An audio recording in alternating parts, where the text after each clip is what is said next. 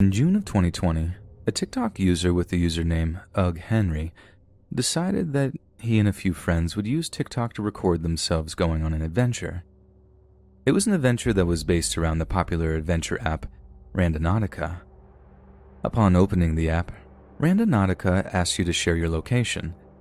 Then it will ask you to choose which type of point you would like to generate, be it a void or an anomaly, before fetching coordinates using a random number generator. The user can then open that location in Google Maps to begin their journey. Randonautica adventures were something of a meme at the time, and many other TikTok users were uploading videos of themselves using the app. Given that some journeys had ended with some rather creepy occurrences, Henry decided to give Randonautica a try himself. And so Henry and his two friends spent their afternoon following a series of apparently randomly generated coordinates around their hometown of Seattle.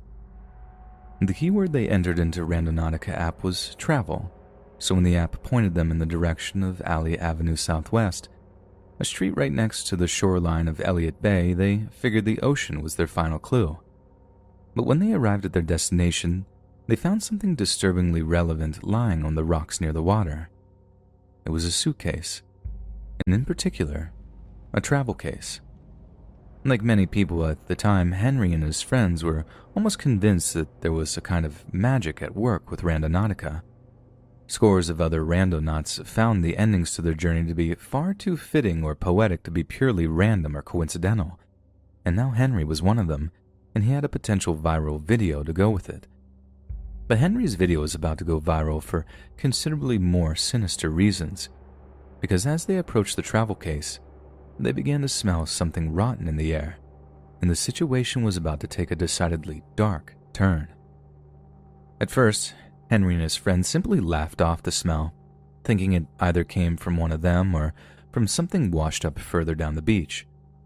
They continued to film the bag, with one of them prodding it a little before telling the others how heavy it seemed. One of the people in the video jokes about the contents being rotten groceries, hence the smell. But after another makes a quip about the contents being cash, it's only a matter of time before one of the friends decides to open the case. But as soon as they do, the god-awful stench in the air becomes even more intense, so much so that the friends begin retching and gagging off camera. It was only when they saw the stuffed trash bags inside the case that they began to fear the worst. And after calling 911 and having some cops check out the travel case, the worst fears were confirmed. Inside the travel case were two dead bodies, one male, one female.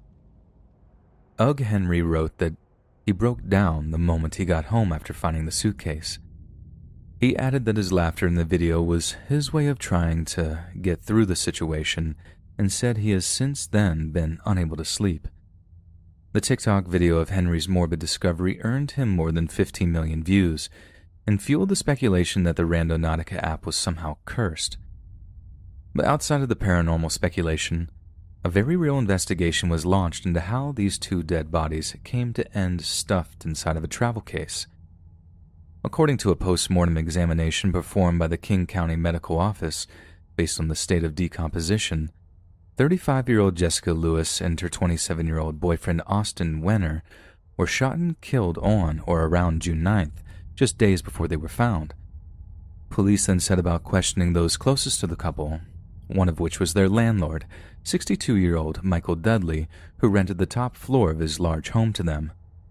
On the night of their killing, neighbors reportedly heard a man yelling, "Please don't do this, just let me leave," before gunshots were fired. During his questioning, many of Michael's answers seemed inconsistent or cagey, and was overly nervous during the conversation when he apparently had no reason to be so. It was just enough for the police to focus their suspicions on him, and they quickly obtained a search warrant for the house that both Michael and the murdered couple called home. During their search, law enforcement discovered bullet holes in one of the walls, blood in the couple's bedroom, and a fresh coat of paint on a random part of a banister. When the police confronted him regarding their findings, Michael claimed that he'd heard Jessica had somehow managed to cut herself and denied the bullet holes even being there. He was promptly arrested, then taken to a holding cell to await further questioning. There has been plenty of media speculation as to why exactly Michael Dudley would shoot the young couple, but one source has suggested that the straw that broke the camel's back was their inability to make rent payments. Outside of that, there are plenty of skeletons in Michael's closet that suggest deep-rooted violent proclivities. One media outlet discovered a history of interfamilial relations and carnal abuse when they came across an assault restraining order filed against Michael by his own daughter in June of 2018.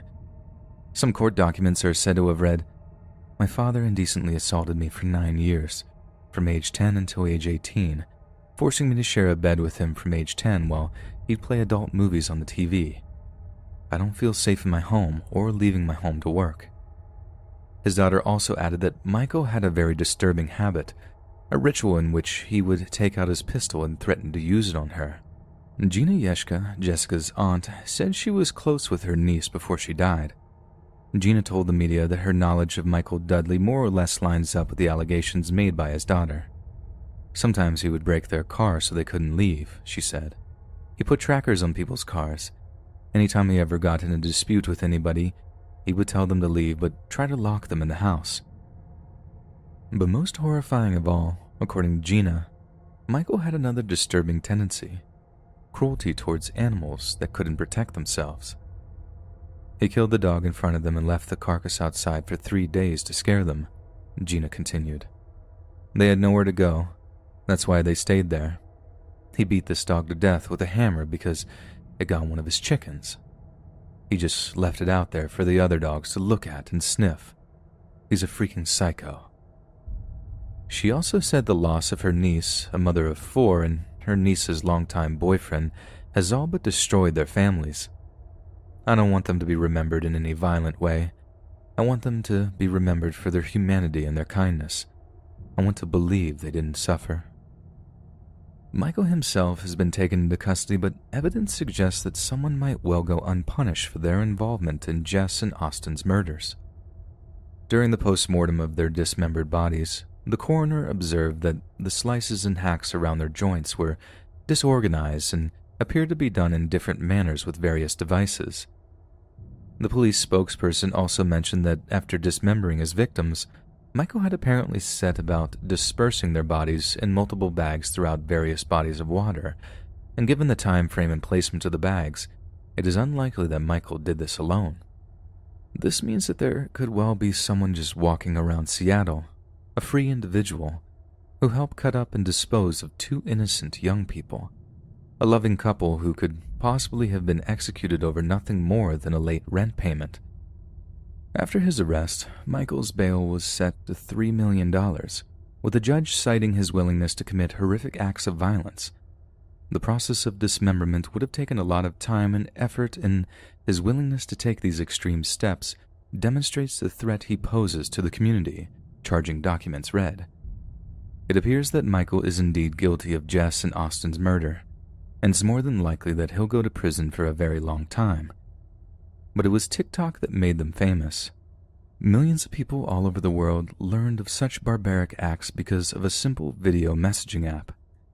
Big tech companies like Facebook or Twitter might like to think that every so often social media brings a little light into our lives. Yet it seems that every so often, apps like TikTok can bring a little darkness into our lives too.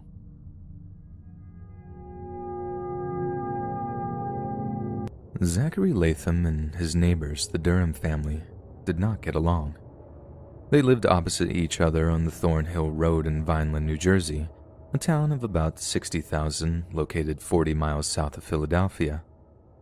After being forced to live with his grandparents at the age of 16, the Durhams initially found Zach to be a boisterous but polite young man.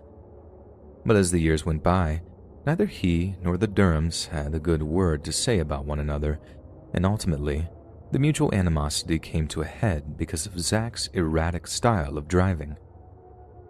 William Durham, along with his wife Catherine, had accused their 18-year-old neighbor of reckless driving on more than one occasion, and what was intended to be a friendly word with the young man quickly soured into a confrontation. When first approached by Mr. and Mrs. Durham, Instead of responding amicably to their concerns, Zach responded by pulling out his cell phone. He then spitefully accused Mrs. Durham of being a Karen and swore at an enraged Mr. Durham when he objected to his behavior. Any chance of a peaceful coexistence went straight out of the window when Zach told the couple he'd be posting the video online. And post it he did, with the video going on to be viewed more than 3 million times by TikTok users around the world. What followed was an escalating feud that was later described as a powder keg. The confrontations between Zach and the Durham family were bad enough beforehand, but the publicity Zach had garnered meant that complete strangers were pouring gasoline on an already blazing fire.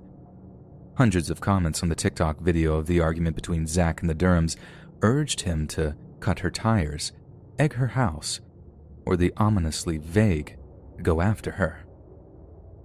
Apparently, a few weeks after the recorded confrontation, Mr. and Miss Durham were minding their own business and getting on with some housework when Zach pulled up next to them in his car. Hey Karen," he is reported to have cried out. "We went viral, Karen. I made you famous." The exposure had a terrible effect on the Durham's mental health and were even recognized around their New Jersey hometown, much to their chagrin. They sought out an injunction against the video, but were told by the police that they could not sign a complaint against Mr. Latham since the courts were closed because of the coronavirus pandemic. Then, on May 4th of 2020, Mr. and Mrs. Durham returned home from some grocery shopping to discover that Zach Latham had deliberately swerved his pickup truck at their son, who was out in the street riding his bicycle. Mr. Durham was furious. Humiliating him and his wife with online videos was one thing, but to threaten his son's safety was another thing entirely. He marched out of his house, got into his truck, and parked it right behind Zach's own vehicle, blocking him into his own driveway. And on that occasion, it was Zach's wife who was filming the exchange when he walked out of his home to confront Mr. Durham. Both were absolutely livid as they demanded to know what Zach was thinking when he nearly hit their boy. But Zach was in no mood to talk. He told the couple that they had better back up because they were not going to like what's coming out, referring to something he had inside his house. When Mr. Durham got a little too close to Zach, he threw a punch. It missed, but it was enough to have the Durham's 2 teenage sons stepping in to try to defend their father. It was then that Zach grabbed a stun gun and knife from under the driver's seat of his truck, firing the taser at the 2 boys after swinging at them with the knife. Mr. Durham then grabbed Zach in a misguided attempt to disarm him, who was lithe and fast enough to shake the older man off before slashing his right arm with the knife. With Mr. Durham bleeding profusely from the knife wound, Zach attempted to retreat into his garage, but the red mist had descended on his older neighbor, with Mr. Durham following him into the garage, cursing up a storm and promising to kill him. A courtroom later heard that a brief but violent melee then ensued, one in which Durham was repeatedly shocked with a taser. Zach's young wife begged him to drop the knife, but despite her pleading, Zach plunged the tip of the knife into an area just below Mr. Durham's armpit, a stab wound which punctured his lung and caused it to fill with blood. The 51-year-old correctional officer died that night, with Zach being arrested at his grandparents' home just hours later. During his trial for murder, the prosecution was particularly interested in why Zach's wife had been so quick to pull out her phone to record the confrontation. And throughout hours of questioning and evidence examination, it was determined that Zach and his wife had frequently discussed the idea of recording another viral confrontation with the Durhams, one that would grow their already sizable TikTok following, and the one that could make them some money. In a phrase, the court established that Zach had manufactured the confrontation so he could become TikTok famous. If Latham was in fear for his or Sarah's safety, they both would have retreated inside, called police, and stayed there, the prosecuting attorney stated. They did not because their intent was to lure the Durhams there, attack them, and record it for TikTok. But Zachary's defense attorney painted a very different picture of the night's events, insisting that it was in fact his client that was the victim in the situation, given that the Durhams had ventured onto his property to instigate violence. A recording of his 911 call was played to the court, and this is what they heard. "Yeah, I need the cops out here. There's blood all over the place. I just got assaulted and jumped. I got beat up really bad and I have blood all over me. They came with trucks, came on my property with guns, and then when I fought them off, they drove away. It was a strong argument, but one that paled in comparison to the prosecution's own, which was ironically fueled by Zach's own actions. Since his arrest, Zach wasted no opportunity to grow his TikTok following by talking about the incident in broadcast to his thousands of followers. In the videos, he professes his innocence and insists that the killing was nothing but self-defense, arguing that he was merely a young man defending the home of his grandparents from armed intruders. But there was a distinctly darker side to the videos too, as Zach seemed content to whip up a frenzy of malcontent to direct at the Durhams and their friends. Zach's followers have been alleged to have harassed the Durhams directly, even going so far as to post their address in one video's comment section. Zach posted so frequently that, in the end, a superior court judge approved an order prohibiting him from making public remarks about the case, essentially silencing him before any trial can begin. This is most definitely something that's going to be used against Zach in his upcoming murder trial. The prosecution could well argue that his obsession with social media popularity pushed him to create more and more drama with a family that simply couldn't take his behavior any longer. Zach has documented his harassment of the Durhams. He filmed himself pushing a regularly suburban family to their limits, and when they finally snapped, he had someone ready to film that too. It seems that Zach is a young man with a very troubling upbringing, which included a juvenile criminal history and a penchant for violence. Whether or not you believe that Zach was just defending himself, or that he manufactured the confrontation, he has most certainly used his notoriety to foster a larger TikTok following, and that is something that is going to reflect very badly on him during his trial. Some people will do anything to be famous, but whether or not Zach killed a father of two over something as fickle as fame is something only a jury can now decide.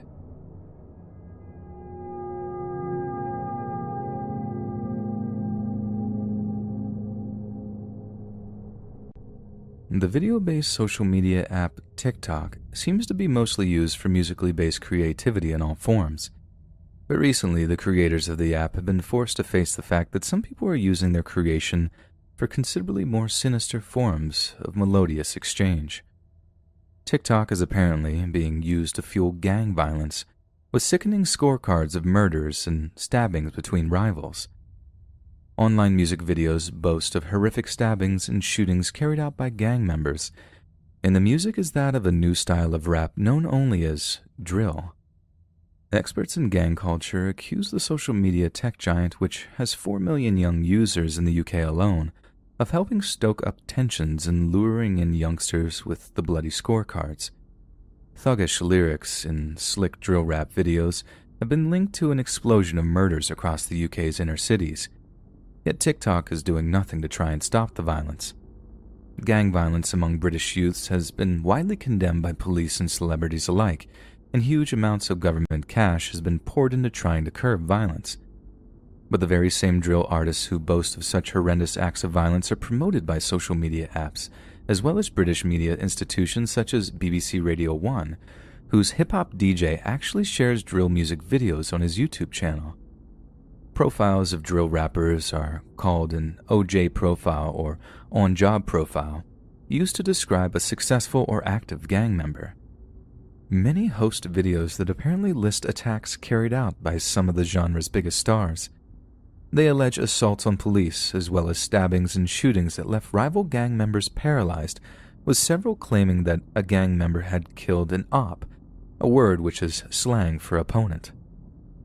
British politicians and anti-gang campaigners alike have begged for an end to social media sites hosting content which could inflame violent tensions among inner-city youth, but the cycle of violence appears to be unstoppable.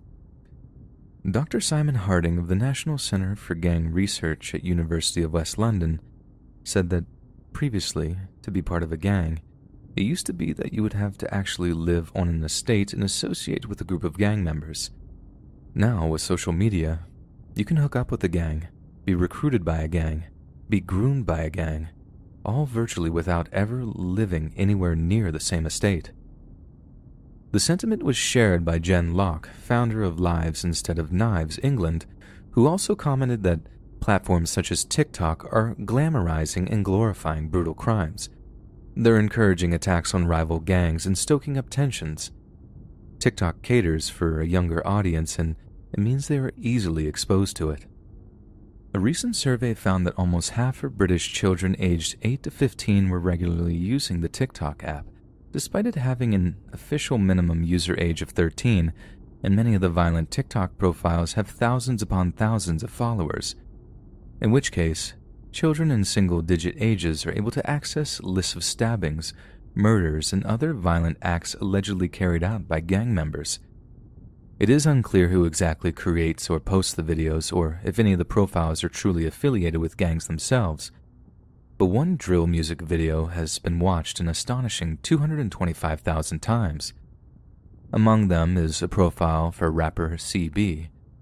His real name is Lakan Akinsoji, and is a young man currently serving a 23-year prison sentence for donning a clown mask and brandishing a sawed-off shotgun at police during a car chase.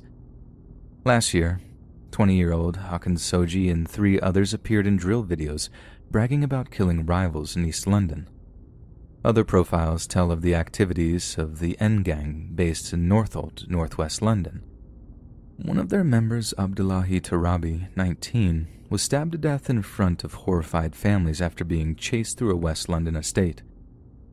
The rival 1011 gang recorded a rap video with the BBC's DJ Westwood in which they appear to boast that Abdullahi got splashed and died, and I don't feel sorry for his mum.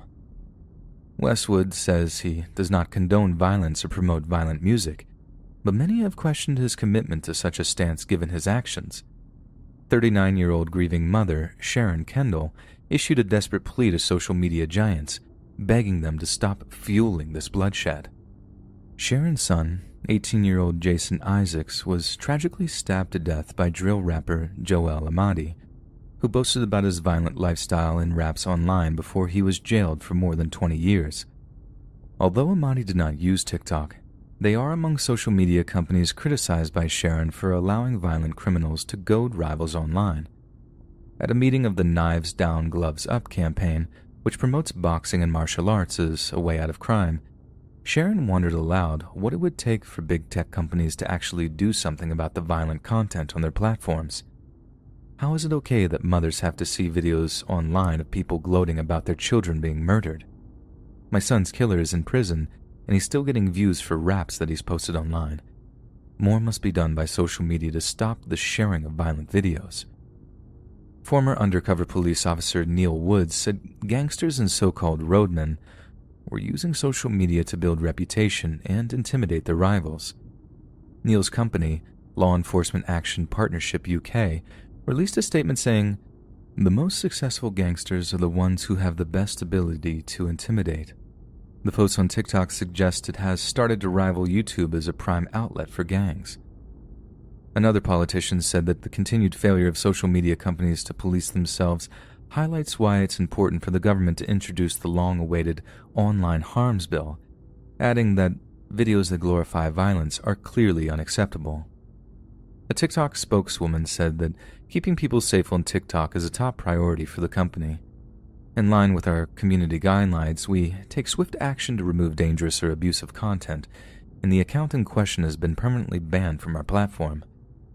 Dr. Simon Harding of the National Center for Gang Research said that the TikTok videos are a new terrifying dimension of gang violence being played out on a new platform. These boys are no strangers to bigging up their reputation, he said. That's very much what they do on social media platforms, but I have never before seen what appears to amount to an online resume of violence. Normally there are 1 or 2 guys in their bedrooms with guns and drugs laid out on the bed, or they are grouped up giving a drill performance. But I have never before seen a formative profile or CV in this way, which is very alarming. Part of the drill genre is that it seems to be designed to provoke, and it's clear that these videos can lead to revenge attacks quite quickly. People can find quite swift and very violent retribution.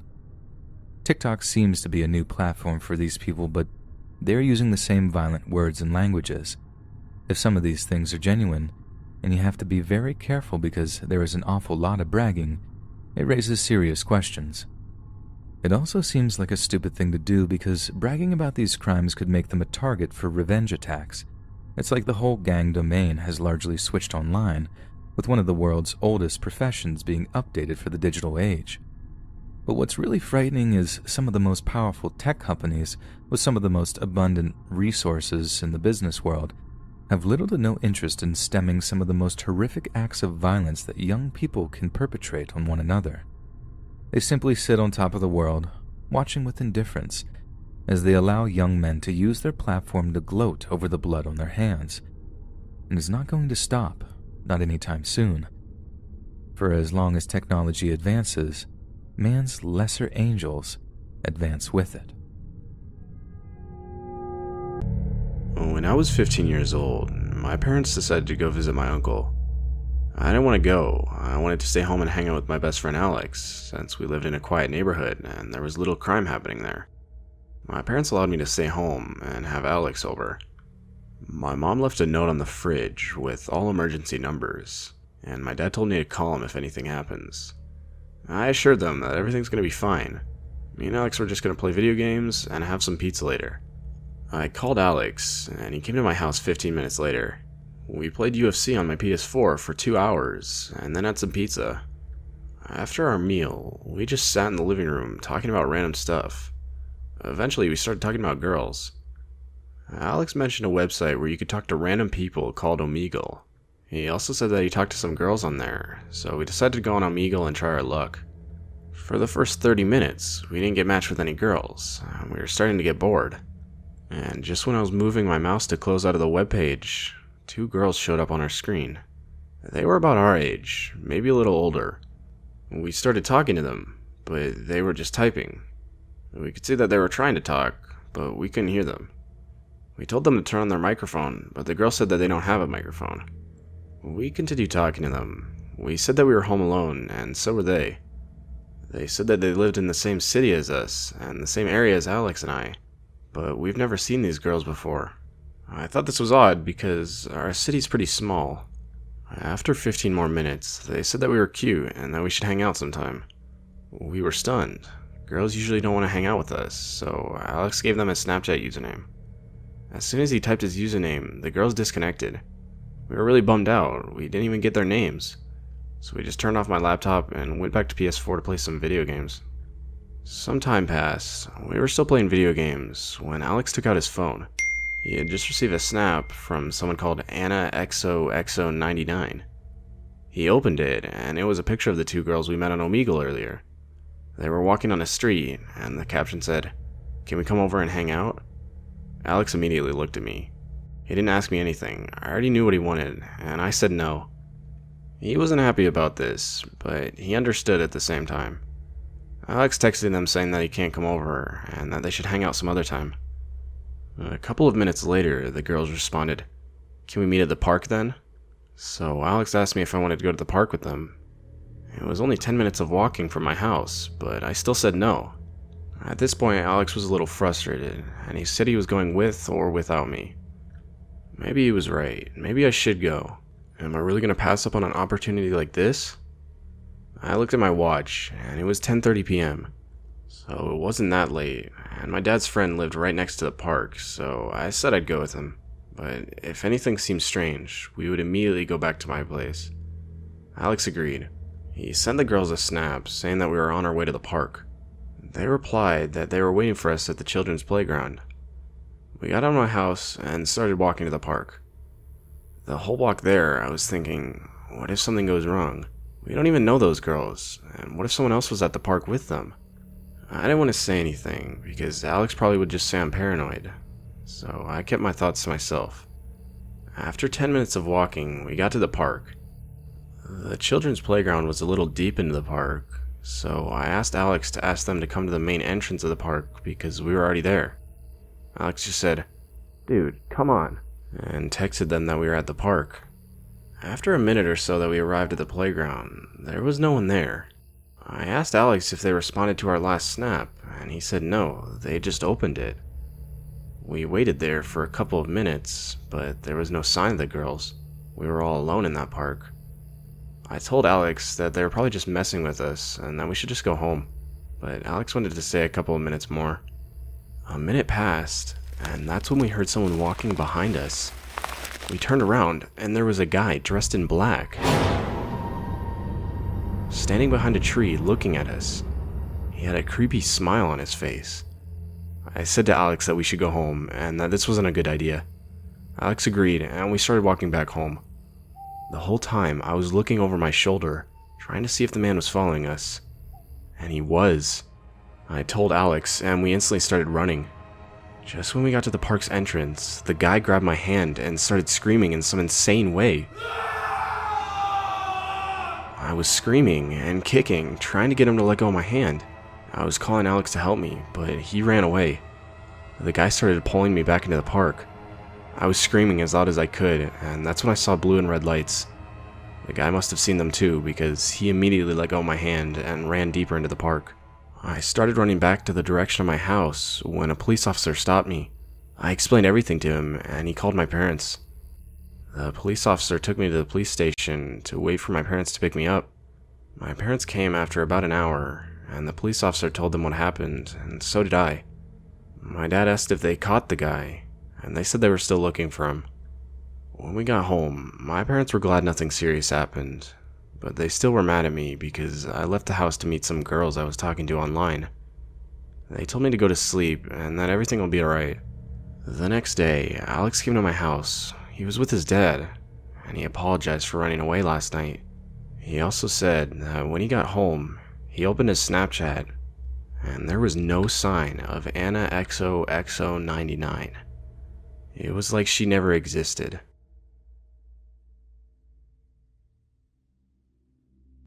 For some context, I'm a teenage male, and this happened when I was around 17 years old. Back then, I used to see all these videos on YouTube about Omegle horror stories and pranks. Now, I'm not particularly brave or anything, but if I'm bored, I often find myself going to drastic measures to find something to do. After thinking for a while, I built up the courage to go on Omegle. I wanted to be funny, so I didn't respond to anything or anyone. I then came across this guy that kept saying for me to talk, or else. And being a teenager, I wanted to make him mad, so I asked what he'd do in the chat. All he said was, "You should talk more," and then left. I feel pretty proud of myself for being a jerk, but slightly disturbed, so I turned Omegle off to work on some homework due the next day. After a few minutes of doing homework, I heard my dogs barking, and they wouldn't stop even when I told them to. I figured maybe somebody made a loud noise, or even had a dog whistle. After calming down my dogs and getting back to my homework, I heard the noise this time. Somebody had knocked at my back door. My back door is gated with a 4-foot fence and a lock. The only way somebody could get in is if they had a key or jumped it. After looking outside for about 10 minutes, I called my dad and told him everything. He told me that when he gets home, he'll look around. I accepted that because he's a doctor and he's got a lot of work to do. Half an hour passes, my dogs are outside, and that's when I hear a thump outside my door. I looked around, and there was a rock with a note stuck to it. After that, I heard my dogs barking at our driveway. The note read, "I know where you live. I've never been this scared in my life. I just feel lucky to have 3 dogs in my house at all times." Now, I'm not the kind to show emotion or get scared easily, but that freaked me out. I'm shaking and on the nerve of calling the police. Was this just one big coincidence? Or did the same guy from Omegle really somehow figure out where I live?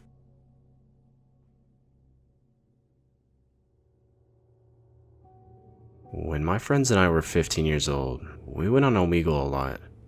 I'm sure most of you already know what Omegle is, but if not, it's a chat website that pairs you with a random person for a one-on-one conversation. You can disconnect and start a new chat with someone else at any time. At the time, the website was still in its prime and hosted around 150,000 people online at all times. We liked to mess with people and would completely make up who we were. We were young and had a bad sense of humor. Well, one day, we decided to go on Omegle and say some very off-the-wall stuff. On that day, we decided to tell strangers that we had kids locked in our basement.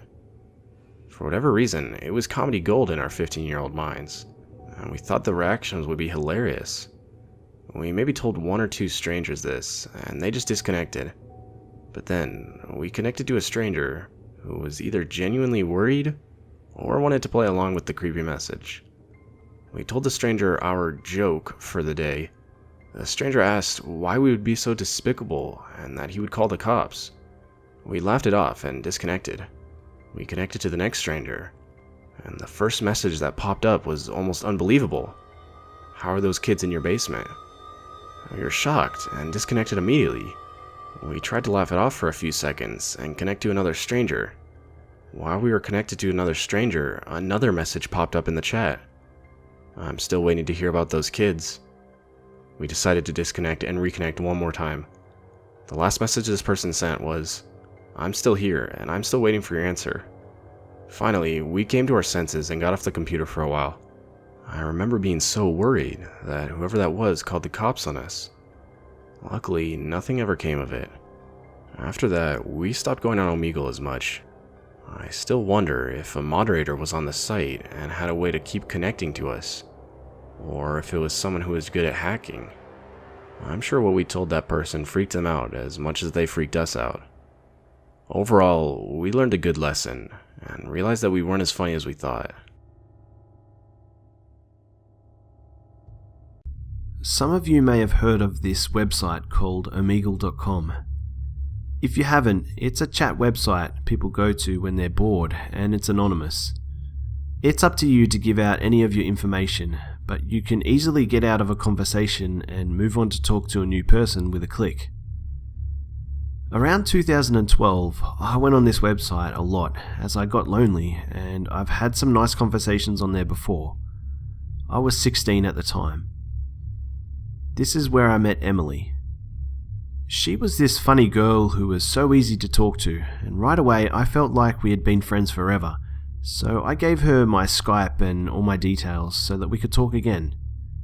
Pretty soon, we were talking all day, every day for a few months over Omegle. She said she was from Wales, which I thought was so cool. I've never met anyone from Wales. I thought she was the best friend I ever had. We talked about everything going on in our lives. She would tell me crazy stories about the things she'd done with her friends, and we'd talk about relatable girl stuff, and I would wake up to Photoshop pictures of us and cats and some bad pun written on it about us being best friends forever, or something stupid like that.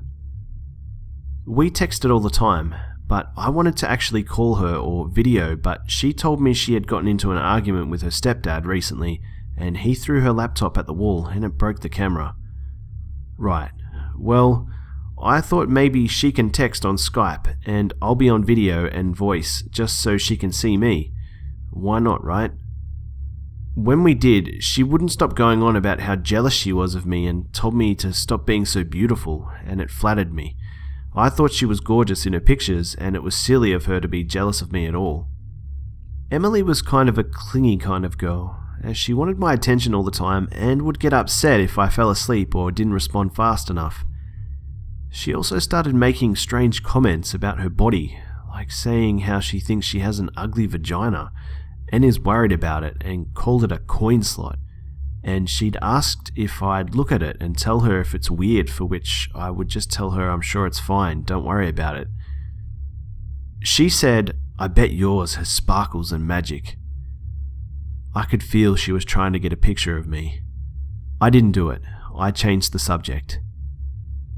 Emily would talk about the guy that works at her market and how she had a big crush on him, but was too awkward to say anything. I encouraged her through that time to talk to him, and eventually she got the nerve and asked him out. The night she told me this, I remember her asking this question out of the blue. If I was a guy, what name do you think I'd have?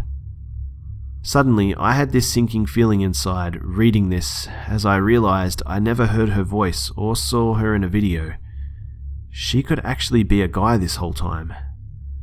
Could she though? Nah, she's just trying to scare me. She tries to get reactions all the time, and her photos add up to everything she talks about. I've got nothing to worry about, right? I decided to join in. John? Or I was hoping you would say Jacob. That's weird. But once again, I thought she was just being her weird self, and we moved on to talking about other things. I did tell her she almost scared me though, and she laughed and apologized. One night comes along, and we're talking as normal. She asked me what state I lived in. I told her because I thought maybe she wanted to see what it looked like compared to where she lives on Google or something. Then she goes, "You're only 500 miles from me." I say, "No, you're not." She says, "Yes, I go to..." I look up this school, and sure enough, it's in Alabama. But you can easily just look for a school on Google Maps, so I thought she was just making stuff up to get more reactions. She says that she fixed her camera, and we can do video chat tonight if I wanted to. I said yes. I was excited. We had talked for 2 months, and I finally get to see her instead of pictures and texts. I get all set up in the living room and call her. She answered, "You know when you feel frozen with fear and time feels slow? That first second, when I saw him, I thought maybe that's her brother or friend and she's going to move the camera to her. Nope, it's just him. While I'm frozen and speechless, he picks up one of his laptops and signs in as Emily to show me that he's been doing this the whole time.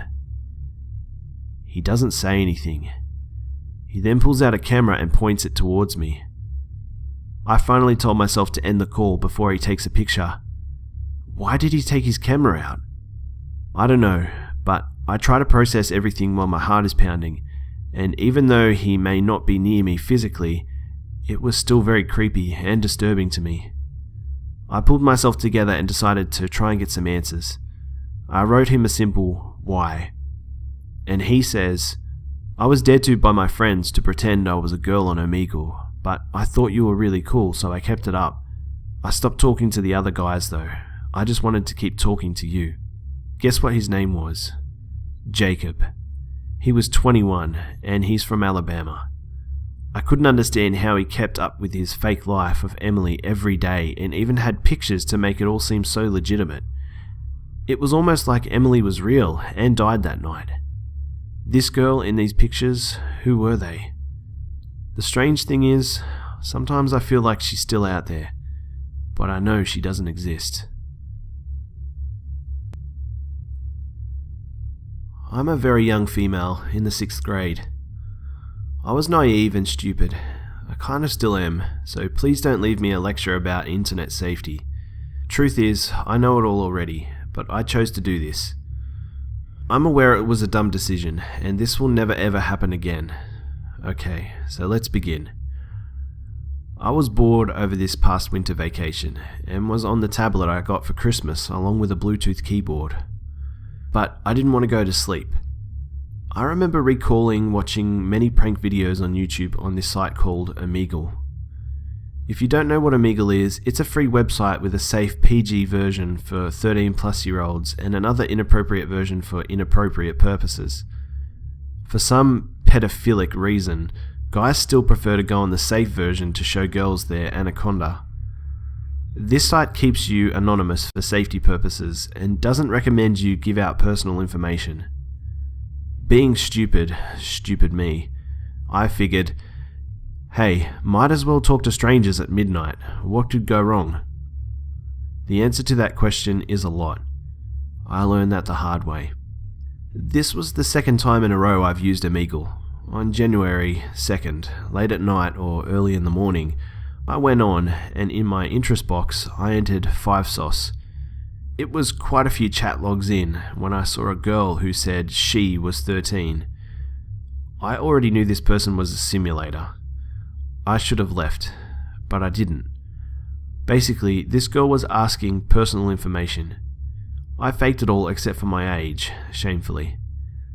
She said, "Cool, I'm 13. I'm only a year older than you." She kept urging me to show her my naked body, as she did too. Of course, I refused, and of course, this creepy pedophile got mad. Apparently, this person had been recording me the whole time on his computer. He played it on his screen, leaving me to watch myself drinking out of my water bottle, an image that can easily be photoshopped into something really inappropriate. I remember watching it and telling him that he was sick, to which he simply responded no. Being the smartest person in the world, I didn't leave the freaking chat. Instead, I got my phone, continued making talk with him, and recorded him threatening me. He told me that if I didn't show myself indecently, he'd take the recordings and edit it in an inappropriate video. When I said no, he told me I had two choices. 1, to show myself nude, or 2, to relieve his bathroom fetish. Because I didn't respond, he thought I didn't know what it was, and so he told me. I didn't respond once again. So he left, leaving me with the message, "I guess you made your choice then. Bye." At first, I thought absolutely nothing of it, telling myself, he's not smart enough to do that. But the more I thought about it, the more I freaked out. I cried silently, as I didn't want my dad and his friend to hear me next door in his room. I posted the videos on my private Instagram that I wasn't allowed to have, my only followers being people from my school that I knew. I asked for help. Luckily, only a small amount of people were online, like 2, so I spared myself some embarrassment at school, as only one person from there saw it. The other was my 13-year-old stepsister. Val, the girl who saw it, took a screenshot of it and messaged me, asking what was wrong. I told her, and she said I should call the police. Hesitantly, unfortunately, I had to call the police. The dispatcher was very nice, but when the police came, the lady that was there was not. She lectured me, and then she left. She said she was unable to make an arrest as I was allowing him to do this to me, like I wanted it or something. Of course, I showed them the videos. My dad said he was disappointed, and long story short, I was grounded from everything. I barely just got my tablet on Easter after 83 days. My phone and broken iPod are still taken away. I hate Omegle. Number 1. A year or two ago, I was one of those guys that went on Omegle looking for sex.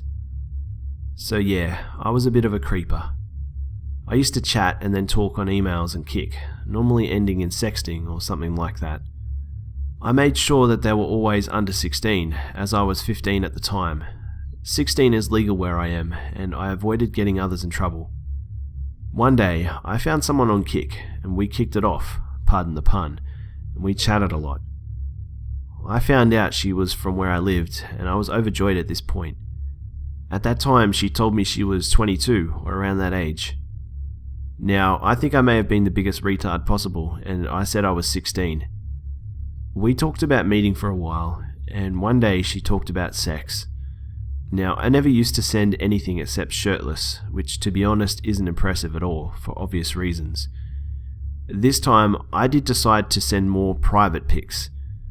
I got pics back and it looked pretty genuine, so we kept going on. We chatted more, and one day she dropped a bombshell. She said she was actually in a relationship, but they were looking at a threesome.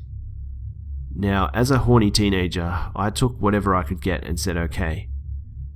It was at this point that she apparently showed and shared the emails with her boyfriend. I got lots of chats about what was going to happen and stuff, and I was pretty excited, to be honest. At this point is where both of them asked if I had ever thought or done bi stuff. I was creeped out a little, but simply said no to both and told them I was straight. To start with, they said okay, but they kept coming back and asking if I was sure. At this point, I thought I would feel very unsafe and uncomfortable to meet them or even chat, and so I told them that. Now this is where it gets creepy. I was told to stop, and I got spammed with emails giving me a lot of sexual and normal abuse. I ignored all the emails. I got scared, but thought nothing of it. It was one day when I got texts and missed calls of the same kind of abuse that I got creeped out. I had never given my number to them, nor had I told anyone about what was going on. So it was them. But how? I got texts saying that they were going to send my photo to my parents, post it to all my friends if I didn't do what they asked. I was petrified. I was going to phone the police, but I thought I could get in a lot of trouble for that. I asked what they wanted. Then I found out that it was most definitely a single guy this whole time. He said if I didn't perform gay sex on him, then he would do what he threatened. At this point I said, "I'm underage, I'll have you arrested for child pornography." He didn't believe me. I also mentioned it was blackmail. He then threatened to hurt me, to which I replied, "You don't know where I live." He then told me a road which I lived on. I claimed he was wrong, but he wasn't persuaded. I ignored everything for a good month.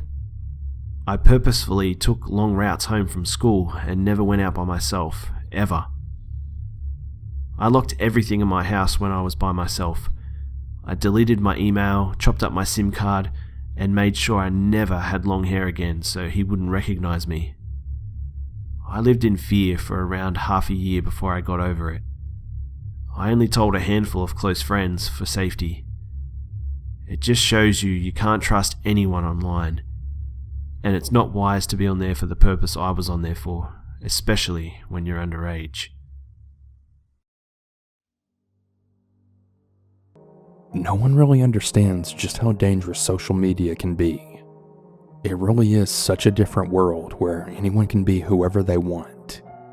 I was 16 years old at the time that this story happened. I was always on MySpace, you know, typical teenager stuff. I'd get a few messages here and there. There was this one kid though who would constantly send me messages. I would reply sometimes, typical hello, what's up, that kind of thing. I thought nothing of it. One day me and my friend, let's call her Hannah, was walking around the city, per usual. We had stopped in this complex building that was near my house just to take a break. We were sitting on the stairs when some guy came up behind us and said to Hannah, "Hey, do you have a lighter?" She says no, and he walks away. Then about 15 minutes later, he comes back and then just stood behind me. I start to see in my peripheral vision a hand movement. So I turned a little more around, and I saw his hand in his pants moving up and down while facing me. My heart instantly went into my stomach. I started writing on my phone in a text to Hannah, and I said that I think he's touching himself. We both felt stuck. He then sat down next to Hannah, and he was so close he was actually touching her arm. I pretended to be on the phone so that maybe he would leave. He looks at Hannah, then goes, "Is her name Nadia?" Hannah was instantly scared, and she then blurted out, "Ask her yourself." But I was still pretending to be on the phone. About 5 minutes later, the security guard had walked around and had then said hello to us, then talked to the kid. Let's call him Antonio. "Hey, what's up, Antonio? You hanging with these ladies tonight?" I knew that help had to be written all over my face. Why can't he see it? The security guard then says, "Well, if I hear of 2 white girls that go missing, I guess I know who to call." At this point, I'm starting to feel more sick than I already did. The security guard then left, and yet Hannah and I are still sitting there feeling more stuck than ever. A few minutes later after this, one of his friends comes along and then says, "Wanna come inside?" I finally have enough energy to say no, and that I have to go meet up with my cousin. As we start to stand up, Antonio's friend stands up in front of me and then says, "Come on, just for a little bit." I said no, and then me and Hannah started walking towards the exit, as my house is right up the hill. And what do you know? They both start following us. We get inside this tunnel, and Hannah says to take off your shoes so that we can run, and that we don't want them hearing where we go. So there we are barefoot, now running like our lives depended on it. We get onto my street, run up to my house, go into the back hallway. It was actually so quiet, all I could hear was myself trying to catch my breath and my heart just beating in my ears. I started looking at Hannah scared, just hiding behind a wall staring at the glass door, waiting to see if someone would pop up. We did eventually calm each other down. I thought everything was over until the next morning when I logged into MySpace. I had a message from him that then said, I just want you to know I know what house you live in. with my street name listed. I then blocked him on MySpace, and I never walked past that complex ever again. A few weeks later, I actually found out that he was in jail, and from what I know now at 25 years old, he's still in jail. I can only imagine what he did, but I just really hope to never run into him. Well, again that is.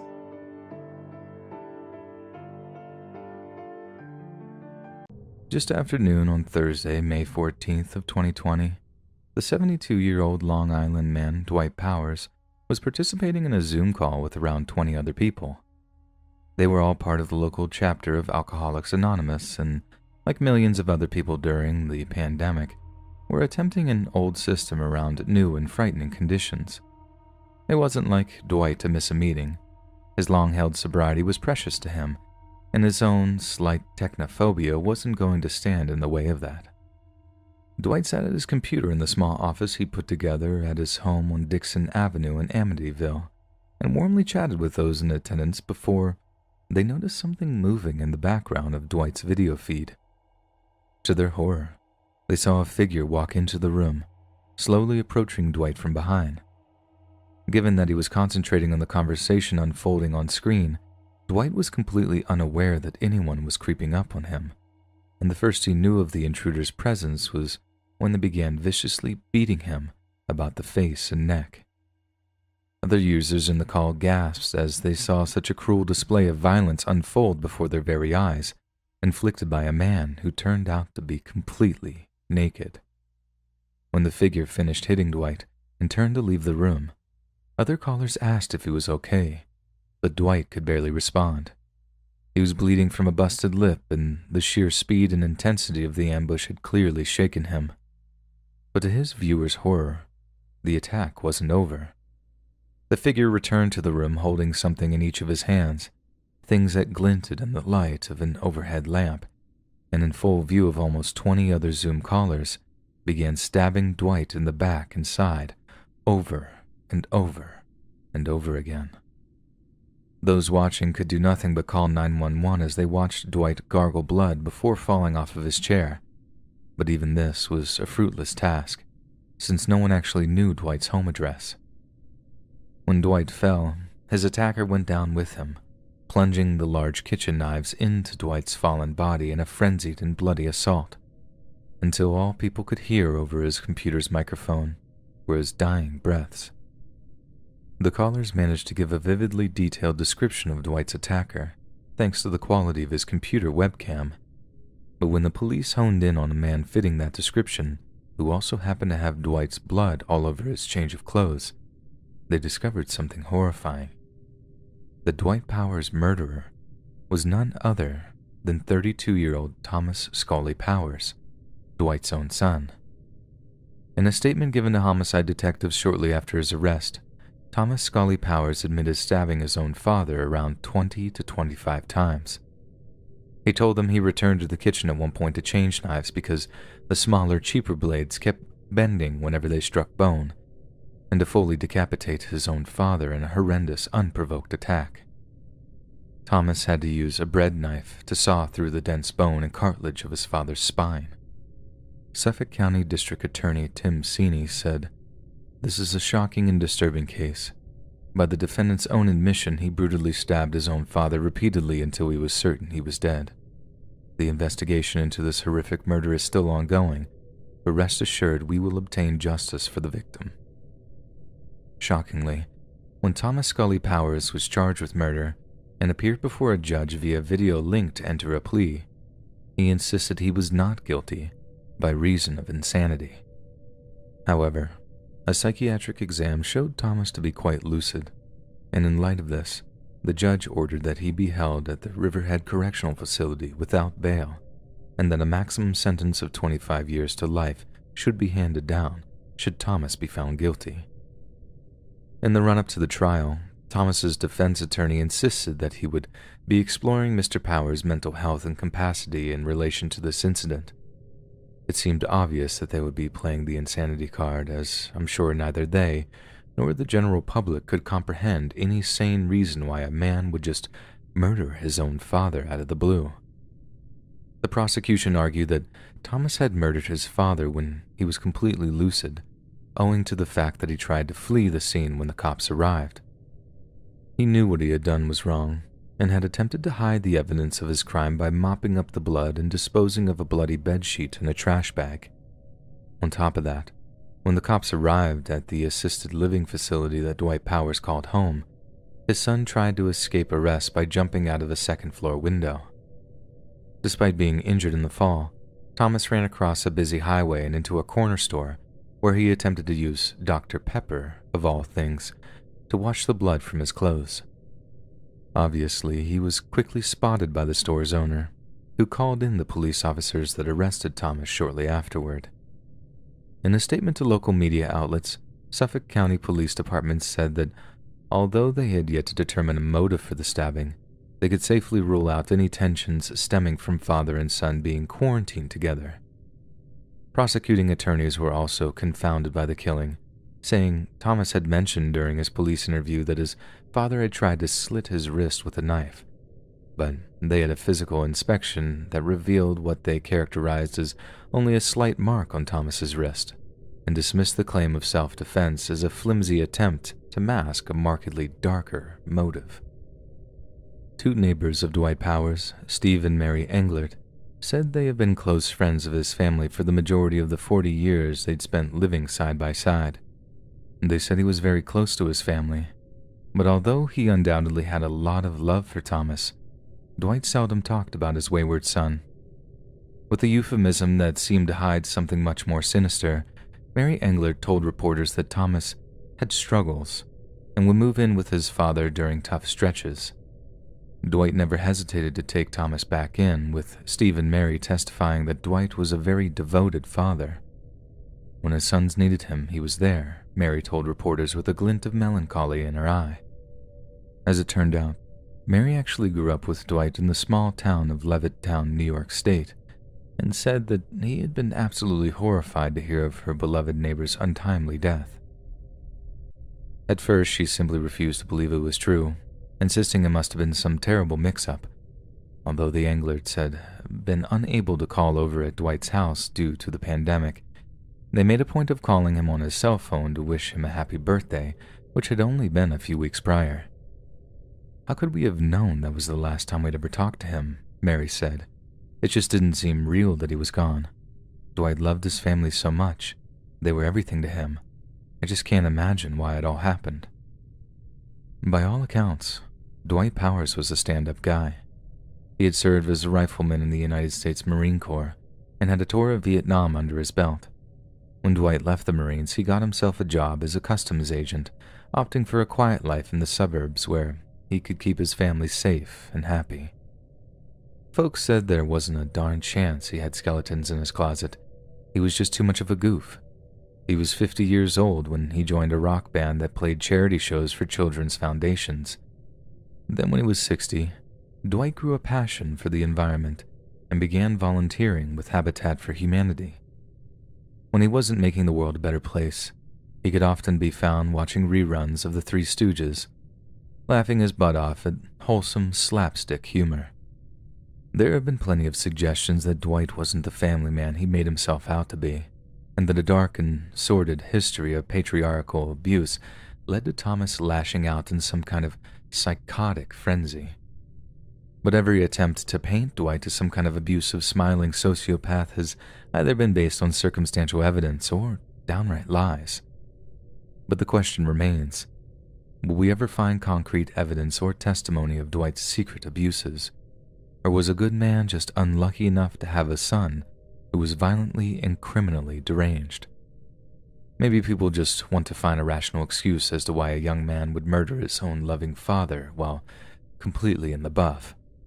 Because there's nothing scarier than the idea that we live in a world where those we shower with love, support, and affection can just snap one day, leaving us choking in a pool of our own blood, with a digital audience just having watched us die. On the morning of August 12, 2020, the young daughter of 32-year-old Maribel Rosada Morales was logging onto her computer for her first day of Zoom classes. Her home state of Florida had been one of the hardest hit by the pandemic, and like many of her Warfield Elementary School classmates, the closure of her school meant she was forced to participate in one of the great educational experiments of our time, one in which millions of children all over the world would be educated remotely using a piece of conference call software called Zoom. This new ad hoc method proved to have its fair share of problems, and scores of teachers reported difficulties in remote education almost immediately. But the teacher that morning must have had no idea what kind of horror she was about to face, a horror she would be unable to hide from young, innocent eyes. Around 8 a.m., the 10-year-old student was taking part in a roll call with around 30 other children when her teacher began to hear something in the background of her audio. It sounded like voices, hushed but strained, and as the minutes passed, the voices coming from the feed of Maribel Morales' daughter grew louder and louder. It got to the point where a full-on argument seemed to be breaking out in the home, and by the time profanity began to be used, the teacher realized that some kind of potentially violent domestic altercation was on hand. Then, the teacher, along with 30 other young children, watched in horror as the young Morales' girl looked off camera, then quickly covered her ears with a terrified look on her face. A series of loud pops could be heard, sounding strange and tinny when picked up by the laptop's cheap microphone. Many of the children asked what they were, but their teacher knew, and she was quick to mute the girls' mics so they couldn't hear what came next. The last the teacher and class saw of Maribel Morales' daughter was just before her screen suddenly went black, as a bullet fired from a 9mm handgun smashed into the computer's motherboard. Police officers responding to the teacher's 911 call arrived at the Morales' residence just minutes later, but they were too late. Lying on the floor, surrounded by screaming, terrified children, Maribel Rosado Morales had been shot to death in front of 4 of her own kids and 2 young cousins by a man who had apparently fled the scene on a stolen bicycle. Just a few hours later, police received a phone call from a city bus driver saying he and his passengers had been taken hostage by a man armed with a pistol. The man had ordered the driver to take him to a destination off of the bus's route and was in the process of subduing and intimidating the bus's many passengers, thus giving him an opportunity to call. He didn't seem to have made any demands, but he was armed and extremely agitated. It was a painfully volatile situation, but by some insane stroke of luck, a police SWAT team happened to be on a training exercise in the general vicinity. Once the bus was cornered, they stormed the vehicle and subdued the hostage-taker without a shot being fired. As he was being cuffed, the hostage-taker made a shocking confession. He told the heavily armed policeman that his name was Donald Williams, and that he had shot and killed his ex-girlfriend just a few hours before. And as it turned out, his ex-girlfriend was none other than 32-year-old Maribel Rosado Morales. Donald was subsequently charged with first-degree murder as well as several other felony charges, including being a convicted felon in possession of a gun. The local sheriff's department said that he would also be charged with armed burglary and armed home invasion, and that there would obviously be additional penalties due to the presence of children during such a horrific killing. In the aftermath, the Florida Department of Children and Families was faced with the heartbreaking task of finding new homes for poor children who had been orphaned during the attack, who were all between the ages of 10 to 17. The shooting rocked the local community, especially given that some of their own children had witnessed a life being taken, all thanks to advances in communications technology. Warfield Elementary and the Martin County School District released a statement saying, "Our deepest sympathies and condolences go out to the victim's family, including children present in the home who were witnesses to this heartbreaking and senseless tragedy. We have our grief team deployed to assist students and staff who will undoubtedly feel the impact of this horrible incident. We stand ready to assist and offer support in any way we can." But no amount of grief counseling will really put a dent into the immense trauma suffered by so many children that morning, not to mention their teacher, who for a few grim moments must have thought that she'd witnessed the death of a child while on the job. And once again, Such an incident proves that as much as advancements in technology have the capacity to enrich our lives, allowing us to stay in touch with people we're otherwise unable to see, it also has the capacity to darken them, too.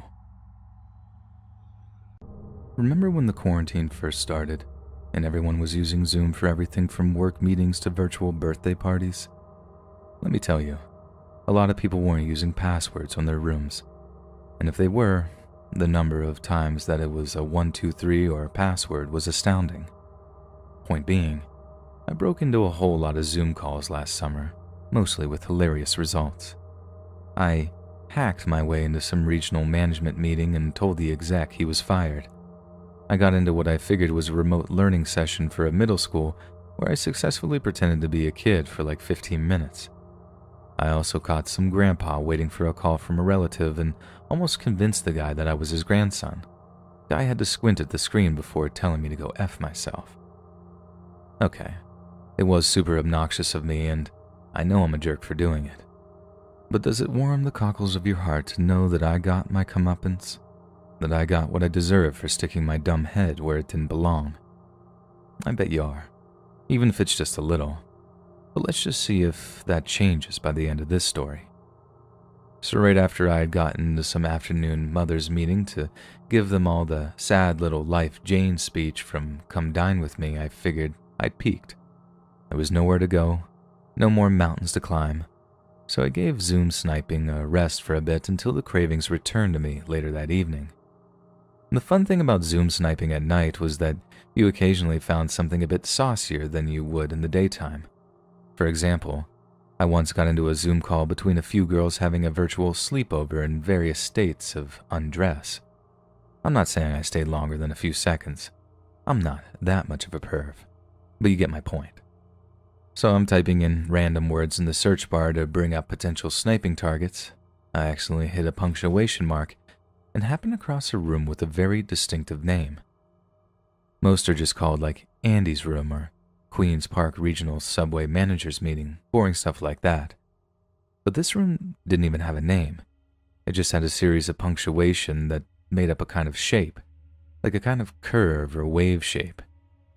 Usually I had a plan of what I was going to do before I got into a call, a goof or a bit that I had in mind. But that time I didn't. That time I just had this nagging curiosity to see what was going on in it. But you know what they say about curiosity, right? Instant regret. When I loaded into the call and saw what was happening on 2 of the 4 panels, I immediately exited the call. It was like a gut reaction, almost like a physical reaction to being burned by something. Like I legit shouted, "Whoa," and backed up from the keyboard before my hand jumped to the mouse. Then I just sat there kind of dumbstruck, just processing what I'd seen. I don't want to go into what it was. I don't think I have the words or the emotional capacity to go into detail regarding what I saw that night. But put it this way. Imagine the sweetest, most innocent-looking child you've ever seen. Now imagine the worst possible thing you could do to them. The worst thing you could ever possibly conceive of. Whatever it is, you'd rather see it happening to the kid than what I actually saw for real.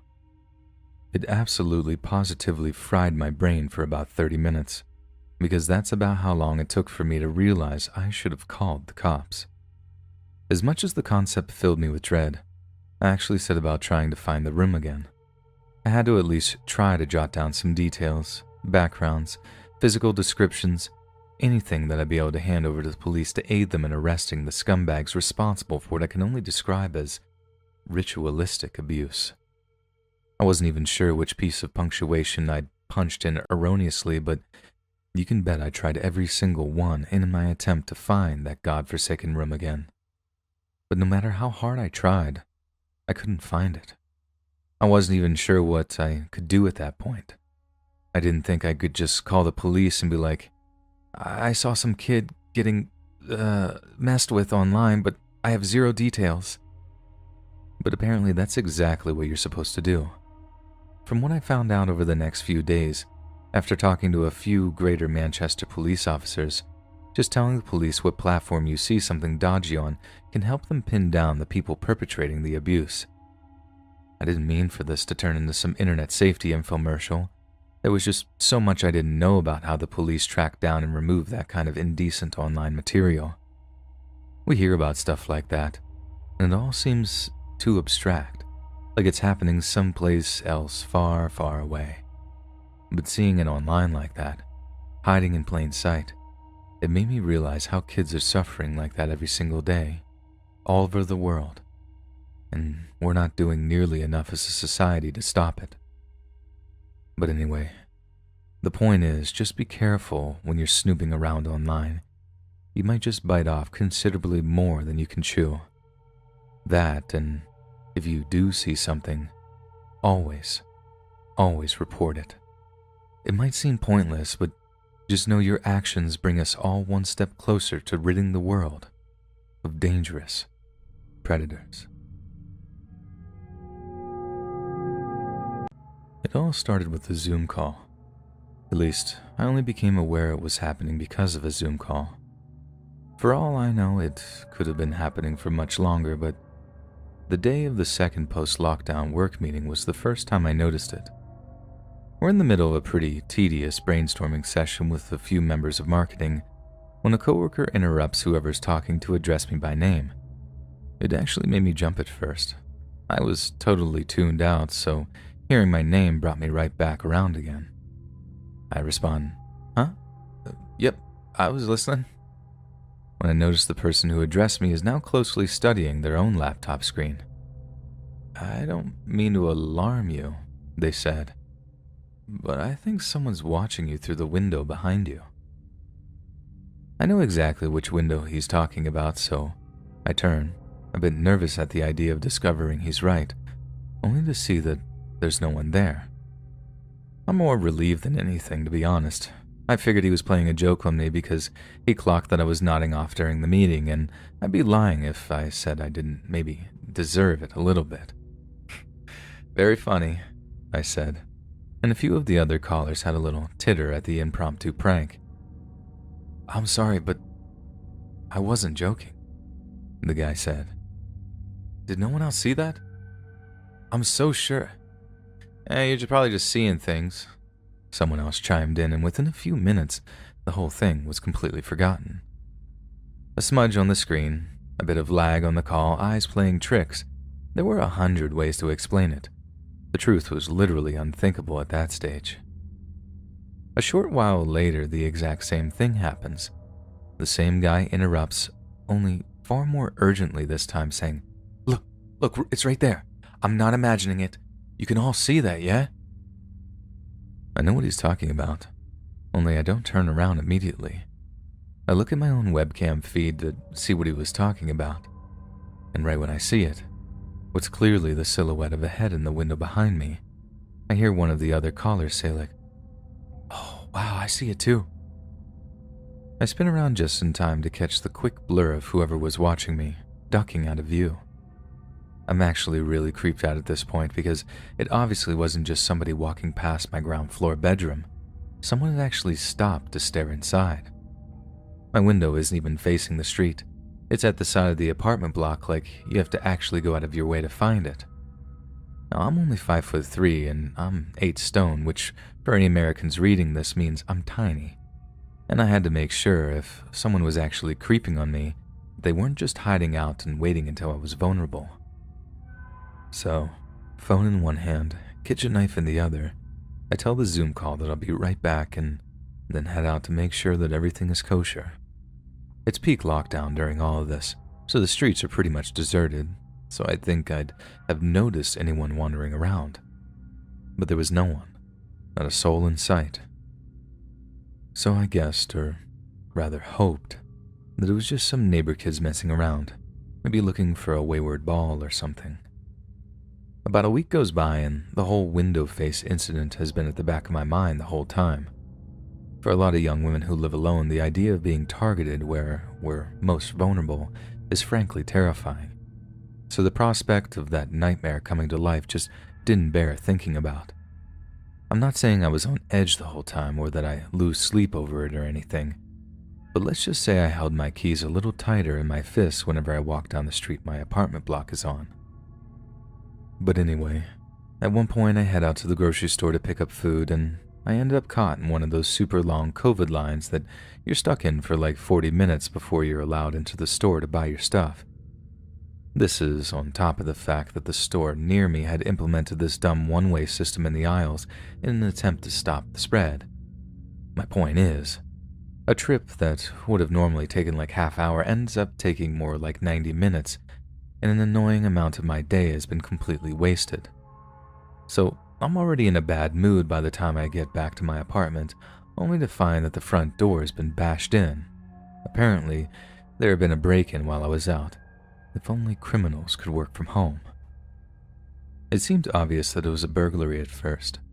All my stuff had been strewn around, drawers and cabinets were opened and emptied.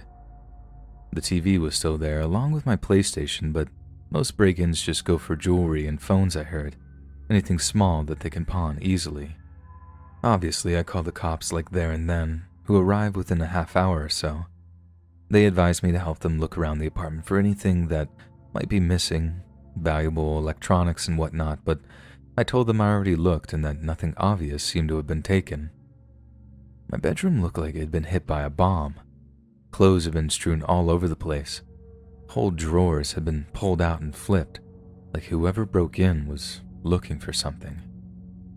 One of the cops spent some time looking around in there before he called out to his partner. "Hey, we need forensics up in here," is what he actually said. I asked him what the deal was, if he'd found something that I should know about. Both cops had been warm, friendly, and helpful up until that point, but when I asked him why forensics was needed, one of them told me not to worry about it and to stay out of my bedroom for the time being. It was no big deal at first. I was just grateful that they showed up so fast, even if they did wear masks and insist on keeping 6 feet between us at all times. So by the time forensics team showed up, I'm out front of my apartment building talking to my mom on the phone. Only when I see what they're actually doing in my apartment, it triggers what I can only describe as a mini freakout. Guys in gloves and white coverall suits have been scooping big handfuls of my underwear into bags, sealing them, then taking them out to their truck outside. And then it dawns on me, whoever broke into my apartment had left DNA on my underwear. Now, I probably don't need to tell you how exactly they'd done that. The whole thing grosses me out too much for me to actually type it. But the thing that really got to me was, if I'd actually been home that afternoon, there's no telling what would have happened if some violent perv had actually gotten their dirty hands on me. But anyway, the story does actually have something of a resolution and thankfully a happy ending, because they had this guy's DNA. Police were able to match it on their database with a guy who'd had multiple run-ins with the law for public exposure, among other things. He was arrested, and he's now looking at 3 years in prison for aggravated burglary, some kind of charge like that. But the whole thing came full circle for me in an interview with some detective who'd mentioned that this guy liked casing his victims' places before he struck.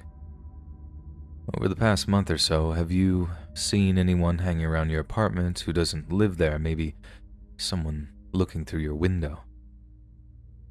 He said it. He literally said it. It was him, that day when I was in the Zoom call. It was him that had been looking through my window. He'd been stalking me for God knows how long, and when it came for him to actually get me, only by the grace of God was I lucky enough to have been out grocery shopping. Otherwise, it doesn't bear thinking about what might have happened. I was on Snapchat for like 20 seconds when all of my friends had already reposted these really weird messages saying that a senior had then threatened to shoot up the school. The message by the guy had said, Mothers will mourn, siblings will cry, fathers will remember. I'm going to kill someone this week. God help me. Then there was a video of him shooting an AR-15. I was understandably totally creeped out. I started calling my mom and dad, crying and begging for them not to make me go to school. Luckily, they said they heard about it and that me and my sister didn't have to go to school. There were about 3 kids that ended up being arrested for the plot of the threat, and nothing actually happened that day. I don't know what happened to the guy who said that, but all I know is that I hope he got the help that he needs. It's really crazy to think about what could have happened if he would have succeeded.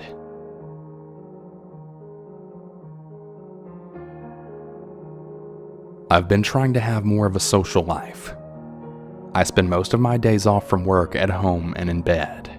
It's gotten so bad that whenever I attempt to go out, I immediately get overwhelmed and I always have to leave. I've even downloaded a few apps that are strictly for platonic relationships, and because of this interaction, I'll definitely be uninstalling them. It doesn't really take much for me to be friends with someone. I guess I'm really naive and look past any possible red flags if there are any. I met someone that I used to work with in the same building, and we both thought, wow, who would have guessed that we'd cross paths? Then boom, instantly became friends. Let's call him Josh. Josh told me I was pretty during a couple of times during our first interaction, but I brushed it off and I told him that I only wanted a friend, and he seemed to be okay with that. One thing that really stood out to me was how easy it was to talk to him. We talked every day constantly for about a week via Snapchat, and I really enjoyed our conversations. It was enough for me to want to hang out with them. Last night, I got out of work a little earlier than expected, so I thought that I'd go to a bar since it was still happy hour. I had a good day and I really wanted a beer. One beer turned into like 8, and the drunken, outgoing, not so socially awkward me came out to play. I pulled out my phone and then started looking through my contact list for anyone to invite. I messaged Josh and sure enough, he was down. He requested an Uber and within about 10 minutes, he showed up. The initial meeting was pretty fine. The alcohol flowing through me made it really easy. He wasn't really interested in doing any drinking, so I closed my tab and I had a really brilliant plan. Let's freaking go to Walmart, I exclaimed. I don't really know why I wanted to go to Walmart, I just wanted to do something. Josh happily agreed though, so we walked to Walmart. When we got there, Josh had told me that he had to use the bathroom, so while he did that, I walked around the store waiting for him. A lot of time passed, so I decided to message him and ask what's up. Josh then replied with, I went to the bathroom to jerk off. When I asked him why he told me that and why he told me he had a boner, it was really awkward and he said that he was trying to get rid of it. I don't really know what exactly was going through my head at the time, but I remember muttering, "What the hell?" to myself over and over again. Shortly after, he messaged me a bunch asking me to help him, saying that it was because of me, telling me just how much that he really wanted to screw me and how he was really close to coming out of the bathroom and kissing me. Just really gross stuff. I started hyperventilating. My heart literally felt like it was going to jump right out of my chest.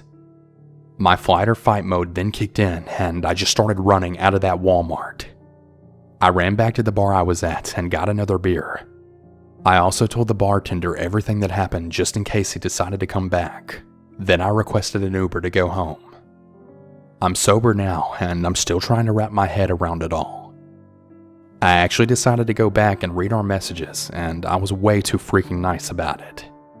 I just kept saying to him that it's okay, I'm just a bit uncomfortable, and also apologizing afterwards. I decided to text Josh about an hour ago. I wanted to let him know that his behavior was not okay, and that I screenshot the messages. He apparently shops pretty frequently at the store that I work at, so I know that I'll eventually have to face him again, and it really sends shivers down my spine. Just great. When I was 13 years old, my mom had a breakdown and she couldn't work for over a year. This caused us some economic issues and we lost a lot of things in our house. Our car was the main problem. It broke down and my mom didn't have enough money to get someone to fix it, so all she could really do was get rid of it. Without a car, we all started taking the bus and train pretty much everywhere. Me and my brother took the bus to school, and our school was actually kind enough to get us taxis to drive us home. One day, about 2 or 3 years after my mom's breakdown, I was waiting outside for my taxi to come. The taxi usually comes out about 15 minutes after I end the last lesson, But on that day in particular, it was about 50 minutes late. Then when it finally came, I jumped inside and he drove off. I was a little sour that I had to wait almost an hour, but I didn't really complain since I was really just happy to finally be on my way home. Now, since I took the taxi home pretty much every single day of school, I had started recognizing the drivers. The driver on that day was pretty new. I had never seen him before. He had a full beard and an AC/DC cap on. The first thing he did after he drove off was apologizing for being so late. I told him it was okay and he started up a conversation. He asked me if I wanted him to put on some music, and I said sure. I discovered quite quickly that he actually had the same taste of music as me, so I felt right at home. No real worries at all yet. About a week or so later, I was waiting outside for the taxi. I realized the taxi was then late yet again, and a thought came to my mind that maybe it was that driver. He had become my favorite driver since he had been so friendly and really talkative, but I hadn't really seen him since that one time. And just as quick as that thought came to my mind, the taxi arrived, and surprise, surprise, it was him. I decided to sit at the front this time for some reason, and we started up a new conversation. I remember his phone's notification tone. I thought it was funny, so I laughed a little, and that started up a new conversation about how he found himself to be funnier than most guys out there. He asked me if I agreed, and that's when all of the red flags started going off. However, I decided to shake it off. Everyone says weird things sometimes. It's okay, right? After a bit of talking, he then asked me about my age. Really just viewing it as an innocent question, I then answered him that I had just turned 15. He pulled out a piece of paper as well as a pen, and then he asked me a question. Do you have Snapchat? I kind of got silent for a while. The alarm bells were wailing like crazy, and I just knew this was wrong. He was like 30 years old, and I was 15, and he was my taxi driver. Why would I want to talk to my taxi driver on my spare time? I was so scared to turn him down, though. I really didn't know what he would do if I turned him down. It's not like he was forcing it on me or that he was trying to be intimidating, but I just didn't trust that it would turn out alright if I turned him down. So I said yes, and then I wrote my username on the paper. When I finally came home that afternoon, I felt really guilty about it. It just didn't feel right. I got into the house, got into my room, then sat down on my bed with my phone right in front of me and just stared at it. I was really terrified that he was going to add me and then start talking, but also that I had misspelt my username and that he would probably question me about it the next time he picked me up. And then after about 10 minutes, I got a notification. He added me. He had sent me a hey. I tried pulling myself together and then started chatting with him. Now at first, it was pretty innocent. Then of course, it started getting weird. For everything I said, he would come up with a way to compliment me or try and be flirty. Example, so where do you live? I asked. Since he knew where I lived, I thought it wouldn't really be a big deal to ask where he lived. I live in a small town right outside of yours. Why? Do you want to come visit sometime? He said. What do you do in your spare time? I like to go fishing. It's a guilty pleasure of mine. Oh wow, I've always wanted to try that out. Maybe we can do it together sometime. And then came the creepiest question. I had started catching on what he was after, so I then started to question him about it. Why did you even add me? What? I thought you liked older men. Yeah, it was creepy, and no, I didn't like older men. He had apparently thought that since I liked having a conversation with him, that I liked him or something. So the very next day afterwards, I was absolutely terrified that he was gonna pick me up. I thought about blocking him or telling him to stop talking to me, but I was only a 15-year-old girl and he was a big 30-year-old grown man. What if he got mad at me? God knows what he would do to me the next time he picked me up if he was in a sour mood. To my absolute relief, the taxi that picked me up that day was a different driver, and as quick as I got inside, I told him what happened. I had asked him to tell his boss or whatever to maybe reassign him so that I wouldn't have to see him. But luckily the boss was a lot smarter than that. The next day afterwards, the driver had told me that the man was fired and he was never going to drive another taxi for the rest of his life. I really hope that's true. Apparently he had been preying on a lot of other young girls too, but none of them had spoken out about it. I blocked him on Snapchat, and I haven't seen or heard from him since. Thank the Lord. A couple years ago, when I was 15, I was really big into Snapchat. I was kind of obsessed with building my Snap score, so I would add random friends and accept random requests to do so. It was pretty weird, I know, but being that young, my Snap score was a number that mattered to me for whatever reason. Now, a lot of my friends from school and I have this group chat. I remember it was a Saturday when one of them mentioned we should go to the mall. A lot of them agreed, and I wanted to as well, but realized I didn't have a ride. So I posted it on my story if anyone was able to pick me up and take me. I was more so expecting someone I knew to respond, like my cousin or something. But I got a Snapchat back from this guy I'd never talked to before. Or at least his Bitmoji was a guy. But either way, I didn't know who it was. It said he was my friend on Snapchat, but we had never had a single conversation or even shared any pictures back and forth before. He texted me something about how he was bored and had nothing better to do. I remember responding to him, asking if he even lived in the same state. It turns out he did, but the town he said he lived in was at least a 2-hour drive from me. I told him not to worry about it, and I didn't want him to drive 2 hours just to take me to the mall. But he quickly responded saying why not. At this point, the whole conversation felt off to me, but he insisted. I finally ended up agreeing. I told him he could come pick me up, but only if he was willing to send me a picture of himself. I was just trying to be cautious. A couple minutes later, he sent me a snap. I opened it, just to see some 30-year-old guy looking back at me. The guy had on a really dirty hat, smiling at the camera, though like half of his teeth were missing. The caption on the snap said he was on his way. I sat there for a second thinking it over in my head. How did the guy know where to pick me up? He didn't even ask for my address. That's when my heart dropped, realizing I had my Snap map on, meaning that anyone I had as a friend on the app could easily find my address. I panicked and quickly responded to the guy apologizing, saying I actually had a closer friend willing to take me. Now, obviously that wasn't true, but the fact that this guy was willing to drive 2 hours to pick someone up he had never even met before, just from their location on the Snap map alone, gave me an off vibe. Plus, the guy looked insanely creepy, definitely not someone I'd feel comfortable being around. The guy opened the snap a couple minutes later, but never responded. As far as I know, he never showed up, though I live in a cul-de-sac, and usually we wouldn't get any cars passing by our house. But I swear, for at least the next few days, there was this same black SUV that would constantly drive by. Whether that was related or not, I don't know.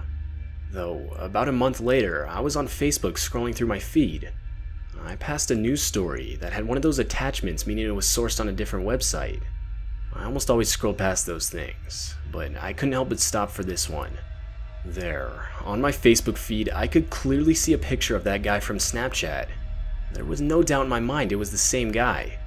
The headline of the news story read that he was arrested for attempted murder. This whole experience makes me think I dodged a major bullet by trusting my gut and not accepting a ride from the guy. The whole situation shook me up for a while, and nowadays I try to be a lot smarter and only allow people I trust to see me on the Snap map.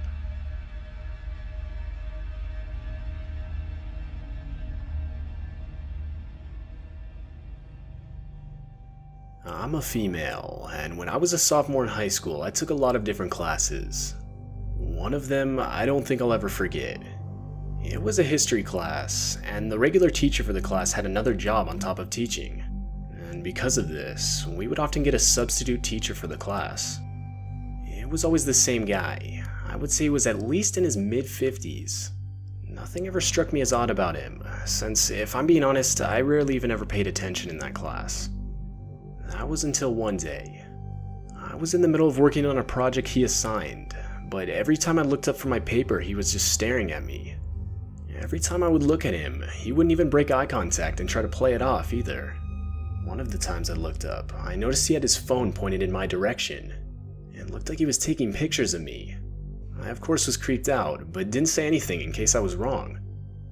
Anyway, a few weeks later, somehow, which I still don't know how to this day, the guy found my Snapchat username and added me.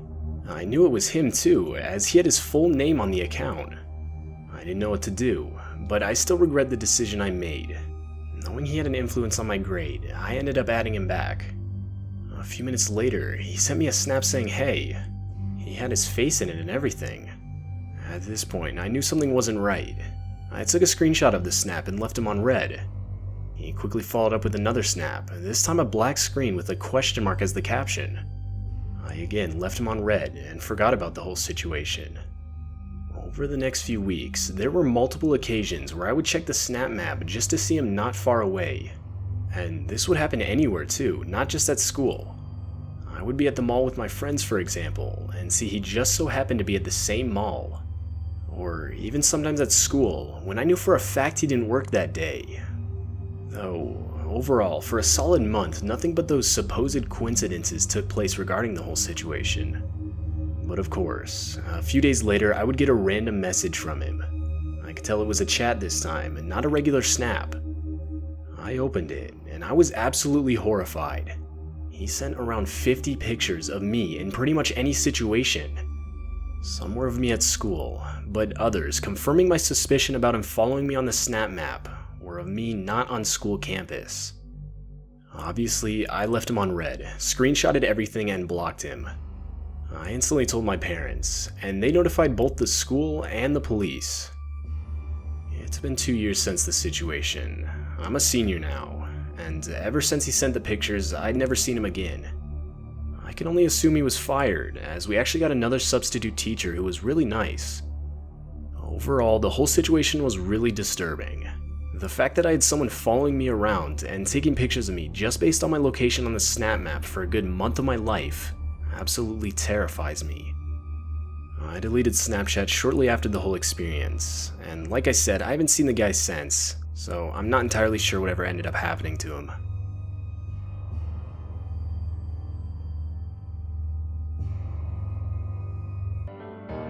This happened about 2 or 3 years ago when I was still a minor and in high school. I was walking home alone, and I think it was starting to get close to daylight savings. It was around 5 p.m. and it was starting to get dark. I was making my way past downtown since I live nearby. My high school is in the dead center of downtown, so most people have to either drive or walk through it to get back to the neighborhoods. So as I was walking back, I was minding my own business and started listening to a podcast. I think that I might have been crossing a street or a stoplight when I then laughed at whatever I was listening to, and this weird guy then kind of shoots me a weird look.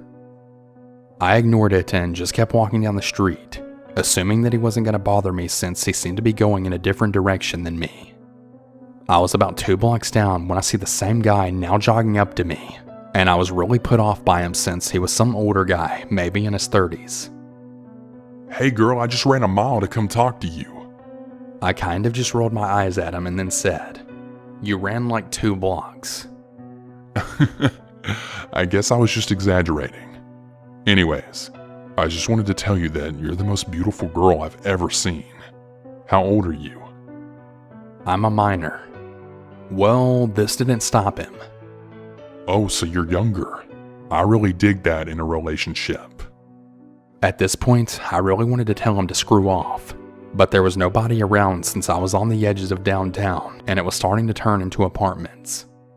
I just asked him what he wanted so that I could leave, and he asked me for my number. I felt like it was the safest option to give him what he wanted, but instead I punched in my Snapchat.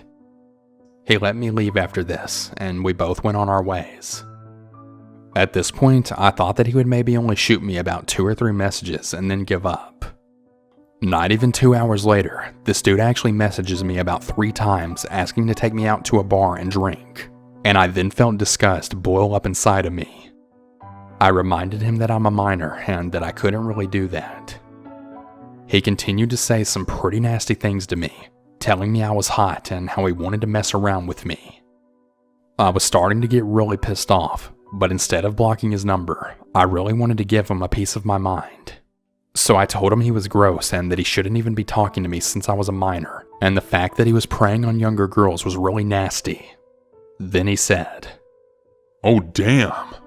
I really love that you're so fiery and sassy. I hope our babies are just like that in the future. You're gonna be a really great mother to my kids. Let me pick you up from your high school so we can mess around. My skin ran cold at this remark, and I instantly blocked his Snapchat. I never actually told him that I was even in high school or what high school I was going to. For a while, I always made sure not to walk that same way home, and I always watched out for him, but I never saw his car again. Thankfully, he left me alone. I'm guessing to go prey on some other young girls. I really just want to warn other young girls of this predatory behavior, and if you think you're in danger or that someone might come onto you, always make sure you have some form of self-defense. If there's no way out of the situation, try to resolve the issue and get out of there as quickly as possible. Before anyone asks me why I have a stranger on my Snapchat in the first place, I'm going to clarify that whenever people add me, whether it's for my Instagram or just quick add, I always add them back. However, I don't remember adding this guy back. So basically, this started yesterday when me and my cousin just got home from a party around 10 p.m. We were sitting in my living room for a while, just watching Netflix, and nothing seemed really weird during that time. At one point, I jokingly said to my cousin, "Look behind you," because we really like to mess with each other like that. However, this time she was pretty sure that she actually saw something in the window actually move behind her. Not really thinking anything of it, I just figured she was trying to scare me back, and pretty much just forgot about it. That was until out of nowhere, my dog jumped up, ran to the front door, and then started barking really aggressively. We kept trying to yell at her, trying to get her to stop, but she didn't leave it alone for at least another 3 minutes. I thought that maybe she could have just heard a noise from the TV or something that scared her. But the movie we were watching had ended like 30 minutes ago, and we were both just sitting in silence on our phones. Keep in mind, all of this happened around 12 a.m. After this happened, I was kind of nervous and pretty confused, but my dog had done this a few times before, so once again, I just tried to ignore it and not really think too much about it. It was now around 1 a.m. when me and my cousin decided to go upstairs and start getting ready for bed. I was laying down and on my phone checking out Snapchat when I decided to open Snap Maps. Then I saw it. Someone was at my house with me. I started thinking of all of the different possibilities of who would be that close to me. This guy's name was Sebastian. At this point, I was really confused and starting to get worried because I don't even know a Sebastian. And like I stated at the very beginning of this story, I don't ever even remember adding back a Sebastian. I decided to go back downstairs to check and make sure that all of the doors were locked. In my house, we have an alarm system where every time you open a door, it will chime to let you know. For some reason though, it was unplugged, meaning if any of the doors were being opened, whether it would be the shed door, backyard gate, or just any other door leading to my house, no one in our house would be notified. I had asked my cousin if she was the one that unplugged it, and she didn't even know we had it. I was genuinely worried now, because when I checked the Snap Map, it said that he was last seen an hour ago. And that very same hour ago was the same exact time when my dog started viciously barking at the front door, for no reason. The more that I thought about everything, the more that it seemed connected, but there was really nothing I could do, as I had already checked downstairs and already locked all of the doors. I actually do have multiple cameras around my house, and I decided I would just check them in the morning because I needed to get the password from my mom anyway. It's currently the afternoon now, and I'm still waiting to check the cameras, but nothing really weird has happened since last night. Although when I last checked Snap Maps, it said that he was last seen 11 minutes ago and still at my house. I did send him a chat and then said, "Who are you?" And he just replied back with, Who am I? Who are you? So I didn't answer. His Snapchat score is 28,000, so it isn't really likely that this is a fake account. I won't know anything else until I check the cameras, but if I do find anything, I'll definitely insert pictures and screenshots of the chat and Snap Map if necessary. I'm not really sure what to do because I don't really have any proof that I could bring to the cops. It just really seems like everything is just some weird coincidence, and I'm really creeped out at being at my house now. But like I said, I'll let you know if I find anything. Alright guys, so I have an update. Okay, so today has literally been crazy. Me and my cousin both have been really freaked out. I'll start with last night. Me and my cousin had been hearing some really strange things all night long. I even thought that I heard people talking outside my house around 2 a.m.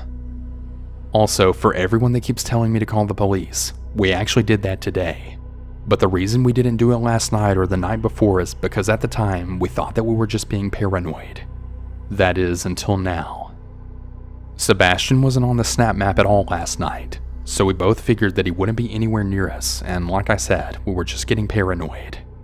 However, we were really wrong. We finally got the password to check the cameras, and fortunately, we didn't really find anything from the night before. Then we checked the footage that was from last night around 2 a.m. The camera picked up a figure, and I have multiple pictures you guys can look at. The figure looks white, but I think it was actually all black and the camera inverted it, but I don't really know. Here's some of the photos and screenshots of when I first noticed that he was on the map. Anyway, for those of you who kept telling us to call the police, we did. They came this morning and they checked the footage. They also looked around our house just to make sure that nobody was still lurking around. They said that they would patrol around our neighborhood when it got dark for the next few nights. They made a report on the man trespassing and we gave them as much information as we could, and hopefully they can find him. We both feel a little bit better now, but it's really unnerving to know that somebody was actually lurking around our house last night. Neither one of us can figure out what he was doing or trying to do. He looked like he was just walking around, but like I said, we really have no clue what he wanted. Anyway, sorry for not updating sooner, but I couldn't get into the camera footage sooner, and I was really just worried and didn't really want to think too much about it. Also, I've been trying to answer your questions. So to all of you that keep telling me to turn off my Snapchat map of myself, well, it was never on. I have no idea how he got my address in the first place, or even if he knew it was my house. And I definitely don't know anyone named Sebastian. This entire ordeal has been very stressful and scary for me, my cousin, and the rest of my family. I'm still very shaken up and really worried that he may return with worse intentions.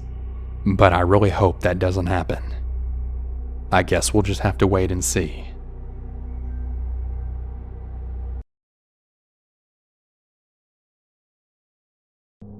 A couple of years ago, me and my boyfriend were looking at this budget Airbnb for a weekend in Berlin.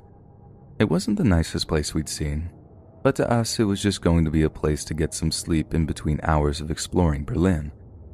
We'd hardly be there basically, so we figured we'd go for it. When it comes to paying for the rental stuff, there's a problem with my boyfriend's card details, so we decide to use mine. Then there's a problem with my card details too, so we try using PayPal. That doesn't work either, and we can't work out what's going on because we definitely had the money in our accounts. It must have been a problem with Airbnb's payment services or something. But tell that to the owners, who ended up getting really annoyed with us because we'd already basically agreed to rent the place via verbal agreement. By the time we got our bank stuff sorted, turned out it was fraud on both our accounts. They weren't interested in renting to us anymore, so we missed out. Or so we thought. Ages and ages later, my boyfriend sends me a link to an article from a German newspaper telling me to get it up on my iPad so I could use Chrome to translate it. But before I actually used the translate feature, I scrolled through the whole article like, why did he send this to me for? And lo and behold, there's a picture of the Airbnb we wanted to rent. Only then did I translate the text, so it was only after that that I read that 2 parents and their young baby had died in a carbon monoxide leak that occurred overnight in the bloody Airbnb we were going to stay in. I'm not religious or anything, never have been, but I kinda get what people are talking about now when they mention guardian angels or whatever. If it hadn't have been for that annoying fraud, we'd have rented the flat, and it might have been us that were there when the gas leak happened. I was just absolutely horrified when I read through the story, and I was crying like a baby by the end of it. It said the owner had been arrested over it, that he was going to be charged with some variant of manslaughter or whatever, and rightfully so if you ask me. I still get chills when I think about it though, and Obviously, we just stick to hotels these days. Not that they're any safer, but it just makes me feel safer, you know? Because when I picture that poor family who went to bed one night and never woke up again, all because some cowboy landlord was too cheap to service the flat. Ugh, it doesn't bear thinking about.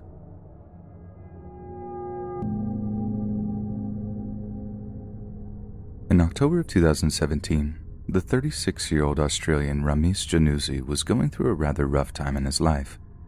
He had been working as a bricklayer in recent years, but a long drawn-out struggle with illegal substances had resulted in Rames's lifestyle and health deteriorating rapidly. Drastic measures were needed and fast, but to his credit, Ramesh had the presence of mind to understand that he needed to break from his old life entirely. And so, Ramesh downloaded the Airbnb app and started browsing affordable, rentable properties around his home city of Melbourne. Ramesh didn't have a particularly large budget, so when he found a room for rent at a very reasonable price, he leapt at the chance to rent it. To Ramesh, it didn't matter that the place had a couple of less than glowing reviews. He didn't care if the atmosphere wasn't friendly. He didn't care if the plumbing looked dodgy. He just needed somewhere that was away from his old haunts so he wouldn't be tempted to feed his addictions. What exactly happened during Rames's first 2 weeks in the property isn't exactly clear, but it seemed that Rames's roommates and he didn't exactly see eye to eye. There was no kind of confrontation or animosity between them, but we know for certain that at some point, Ramesh complained to a friend that he didn't like the vibes between himself and his housemates. Yet despite their apparent bad vibes, Ramesh chose to extend his stay in the property, which added an extra 210 Australian dollars to his bill. Yet on his final day at the property, Ramesh was horrified to find that he had no money in his bank account. It was later claimed that this was because his employer had forgotten or neglected to pay him, but regardless of the reason, Ramesh had to face the music and tell the landlord that he didn't have the money to pay him. The landlord, a man named Jason Colton, was no fan of Ramesh. He was apparently extremely suspicious of his demeanor and had long suspected that he would be unable to pay the extra money to stay in the property's spare room. Yet there's no way that Ramesh could possibly have suspected the extreme nature of Jason's reaction. He figured they'd be able to work something out, delay payment by a couple of days until Ramesh could get in touch with his employer. But it seems that Jason was not in the mood to discuss the matter like a gentleman, and what should have been a simple discussion turned into a living nightmare for Ramesh Januzzi.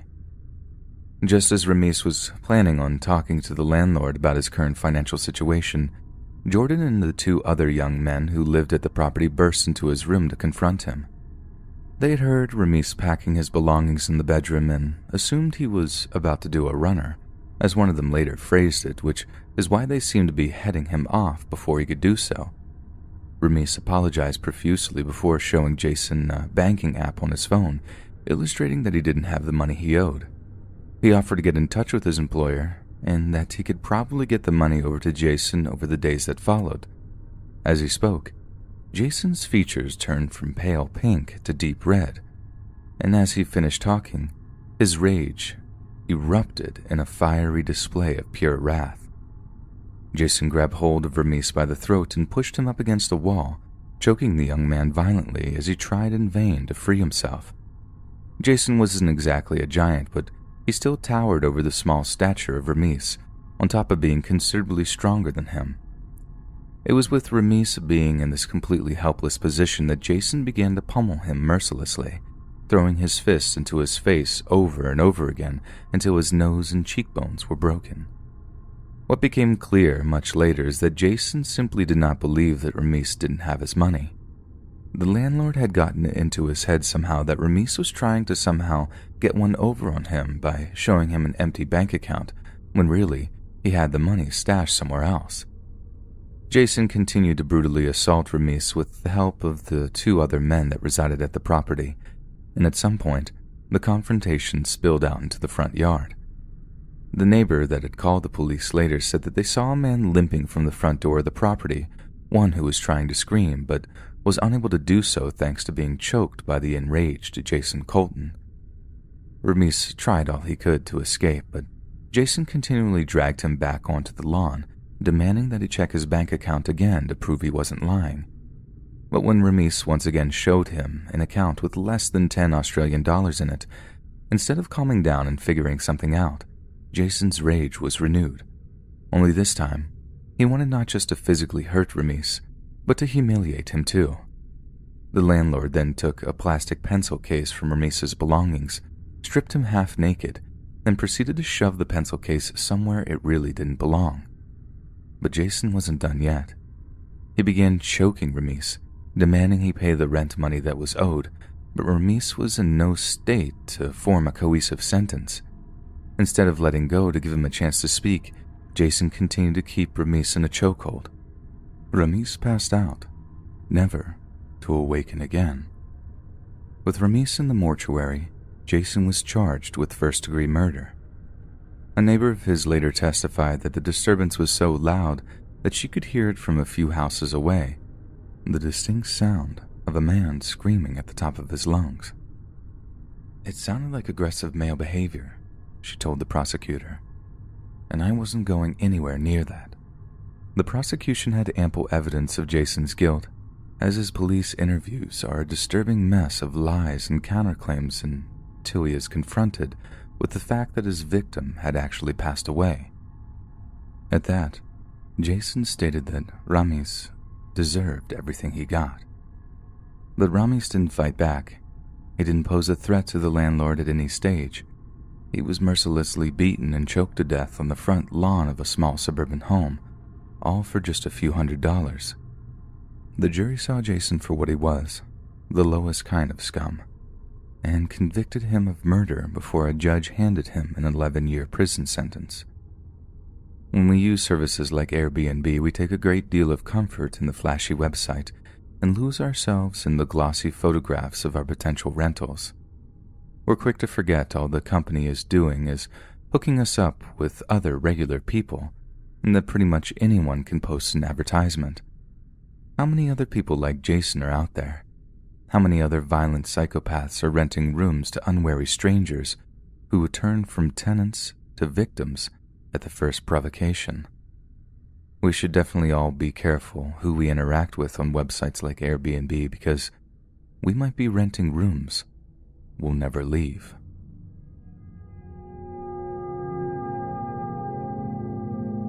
Okay, so this might sound like a bit of a weird one, because not like a spooky story.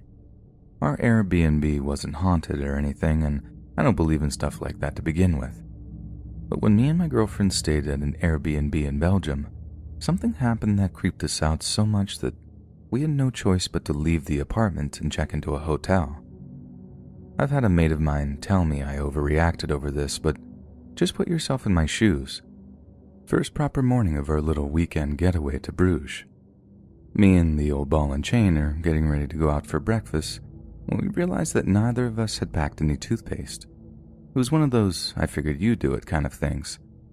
But it was no big drama, since we could just brush our teeth and help ourselves to sketchy mints the owners had left for us. But I do remember my girlfriend looking around in the bathroom just in case the owner had left us any and saying some throwaway thing like, I wish they'd left us some toothpaste. Boring, I know, I'll get to the point. We go out for breakfast, have a wander around Bruges, grab some toothpaste, then head back to the Airbnb. That night, I go to take a shower before bed and saw that my girlfriend had picked up the weirdest toothpaste that I've ever come across in my entire life. Honest to God, it looked like something you'd get out of a Second World War ration pack with this eye-watering old-fashioned menthol smell to it. I have my shower, walk back into the bedroom where my girlfriend is half asleep, and I kinda poke fun at her for buying vintage toothpaste. She's knackered and half asleep like, what are you on about? Telling me to shut up and go to sleep, etc., etc. I had a wee giggle to myself, then got into bed and tried to get some sleep. It was the weirdest thing, because how did she not realize she picked up such weird old toothpaste? And that's when it hit me. She didn't. She didn't realize because she didn't buy it, which means someone else bought it and then put it in our room, which meant that someone was listening to my girlfriend when she was in the bathroom, and it's not like the place was small. and the bathroom was near the front door to the apartment or something. God forgive anyone who wake up my missus in the middle of the night, but I decided the circumstances warranted waking her up. She was annoyed at first, telling me to leave her alone, but once I explained the situation, she just sat up rigid in bed, like completely freaked out. We racked our brains as to how someone might have hurt us, but couldn't come up with anything. Like I said, the place wasn't small and the walls were pretty thick, so how had someone hurt us? The landlord lived miles away, and as far as we knew, no one else had keys. It's something that bothers me to this day, to be honest. They still can't work out how someone hurt us, and I did ask the landlord about it, who told me no one had been in the apartment. We were convinced it was him, though, enough to just pack our stuff and leave. I know he hadn't exactly brandished a knife at us or anything. What happened would most likely make for a terrible horror movie, but like I said before, put yourself in my shoes. Someone is listening to you when you go to the toilet, and for all you know, they're watching you too. And God knows why they're doing it, but it can't be a good, wholesome reason. 1,000 nopes. Seriously. Just thinking it over had me and my girlfriend getting out of there. It didn't ruin the trip too much, like we realized early what was going on, so I think we got off quite lightly. The extra hotel money was the real scary part, though. This past Christmas was me and my girlfriend's 3-year anniversary. We don't typically do much, so this year we decided to make it special by planning a romantic getaway. At the time, the two of us were living in Wyoming, and we rented a cabin in the snowy mountains for the weekend. We found the cabin on Airbnb with a hot tub, and we were instantly sold. The cabin was in the middle of pretty much nowhere. The nearest other house was a half-mile away. To get to it, you had to drive down a small, removed, private road. We got to the cabin, and we both looked at each other, not thinking it was going to be that desolate. But we quickly brushed it off, as the cabin was amazing. We went inside, and there was a booklet with all the cabin's info outlined. The book said that during the snowy season to not be surprised if their contracted snowplowers showed up to clear off the driveway. Alright, well that was fine, we both thought. We unpacked, and quickly realized there was no service on either of our phones, though the booklet in the cabin told us that there was a landline if we needed anything. We spent the first night by the fire playing board games and drinking wine. It was honestly really nice. The weekend was exactly what we needed. Now, at this point, it was only 6 p.m. We planned to spend the next night in town, and this night, I booked us a reservation for a nice dinner. We were gone for quite a while, not returning till about 10. Dinner was great, and we were excited to head back to the cabin for some champagne and hot tubbing to end off the night. Now, something that should be mentioned is it had been snowing all day. As we were driving back, we both took notice to how much more snow had piled up outside. We drove down the private road and got to the driveway, though I stopped the car in front of the house with my headlights shining. My girlfriend looked at me confused. There were clearly fresh tire tracks on the driveway, and I asked her if she saw them too. We both knew this couldn't have been us, as we hadn't even driven on the driveway itself, just the nearby street. Immediately though, we remembered the snowplowers that could have stopped by, but the issue was, we saw the tire tracks because of the snow. And who plows the snow in the pitch black dark? We also knew that once we were at the cabin, we had no cell service on our phones. We both agreed to head back into town and message our Airbnb host, and ask him if one of his friends had stopped by the cabin. We got into town and sent over a text. We proceeded to wait for a reply, but unfortunately, we didn't hear back. We could have called, but at that point it was past 10, and we didn't want to be disrespectful guests. We figured we blew the whole thing out of proportion, and might as well head back to the cabin. We just figured we must have been psyching ourselves out over nothing. We drove back, and this time we actually drove up on the driveway. As we got out of the car, my stomach dropped as I noticed fresh footprints on the property. From what it looked like, someone had drove up on the driveway, parked, and then got out of the car and walked onto the property. Since we had also now driven on the tracks, we couldn't find where the footprints ended. The property was quite large, with tons of trees and bushes. We knew that the footprints could have gone anywhere. We decided to call the police, as the whole situation was too weird. We figured it was better safe than sorry. We would just have the officer go up to the property with us and check everything out. We drove down the road till we got service, called the police, and waited for their arrival. When the policeman showed up, we led him to the footprints. He scanned the property, and even partly in the surrounding woods, but determined there was no one out there, or anywhere near. Obviously, we were a little shaken up, but thanked the officer as he left. Needless to say, neither of us were in the mood to sit in the hot tub in the dark woods after the whole situation. Instead, we locked the doors and watched a movie I had downloaded on my laptop in one of the bedrooms. Though, we were both tired from the whole day and had passed out not too far into the movie. Fast forward to 3 a.m., and I woke up. I remember seeing my laptop had finished the movie with my girlfriend fast asleep right next to me. I shut off the laptop and set it on the nightstand. Though, I was pretty confused as to what woke me up, as I'm a pretty deep sleeper and won't wake up to almost anything. That's when I heard a slight bump on the bedroom window. The curtains were closed, so I couldn't see what produced the sound. I figured it must have been a small clump of snow falling on the window, and proceeded to lay back down to fall back asleep. But not even 10 seconds later, the sound came again. This time a little louder. At that point, I thought it best to get out of bed, pull back the curtains, and see what was making the noise. And so I did. I got up and opened the curtains, but there was nothing. I turned on my flashlight on my phone to get a better look, as honestly all I could see was darkness. I had to open the window so the light wouldn't glare, and right as I did, my light revealed fresh footprints in the snow right under the window. I was instantly put on edge. I proceeded to point my flashlight into the darkness, and I swear I could see a figure just standing there in the snow maybe 10 yards out. The footprints under the window led exactly to where the figure was standing. My heart dropped, but I stayed calm. I closed the window and woke up my girlfriend, telling her we had to go.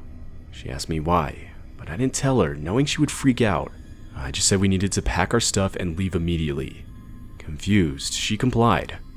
About 10 minutes after I had seen the man out the window, we both had all of our stuff at the front door and were ready to make a dash for it to the car. And so we did. I opened the door and we dashed outside to the driveway with all of our stuff and got inside. I started the car and was starting to reverse out of the driveway when my girlfriend screamed. I looked to where she was looking in reaction, and there the figure was, right beside the house, now just watching us leave. I booked it out of there, not looking back. Once we got far enough to have cell service, we sent over a text to the Airbnb's host explaining the whole situation. And later that morning, we would get a text back from the guy. He said that he went to the cabin, and there were indeed footprints all around the building. He said the footprints stopped at every window. This freaked us both out, but realistically it was out of our hands now. We never heard back from the guy, so we never ended up knowing if anything ever came of the whole situation.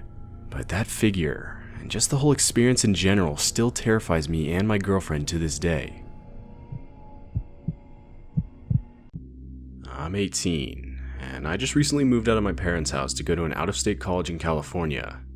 Now, my flight flew in a few days before the school dorms actually opened, so me and a few friends thought it would be fun to rent an Airbnb until then. So we did just that. We bought the cheapest one we could find, as we were just broke college kids. On the first day when we arrived, I couldn't help but notice how sketchy the area was. You could easily tell we weren't in the best part of town, but I guess that's what we get for buying the cheapest option.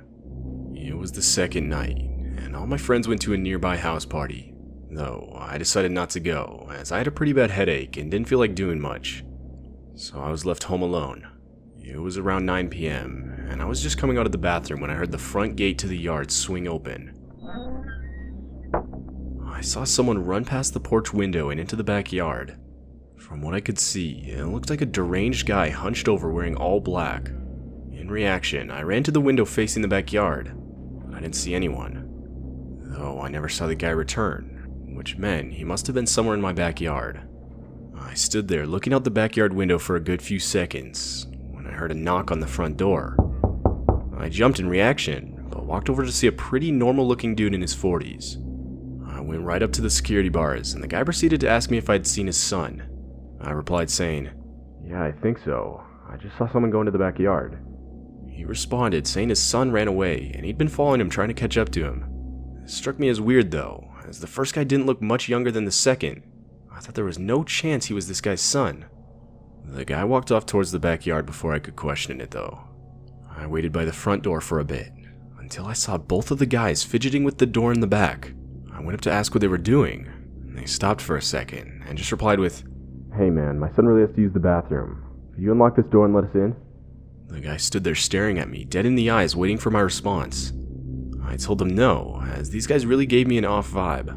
And that's when the second guy threw his whole body at the front door in an attempt to break it down. I jumped back in response and ran upstairs to grab my phone to call the police. I stayed up there till they arrived, though the two men were gone when the police arrived. The two officers proceeded to tell me that 2 other break-ins were reported in that area not even an hour ago. I never knew if they ended up catching the 2 guys. It's likely that the first guy ran into the backyard to try to find a way in the house, and the second guy went to help him. What disturbs me most is the fact that they didn't want to break in just to rob the place. They weren't even scared off by the fact that someone was home. They clearly wanted me to open the door so that they could get inside and do who knows what.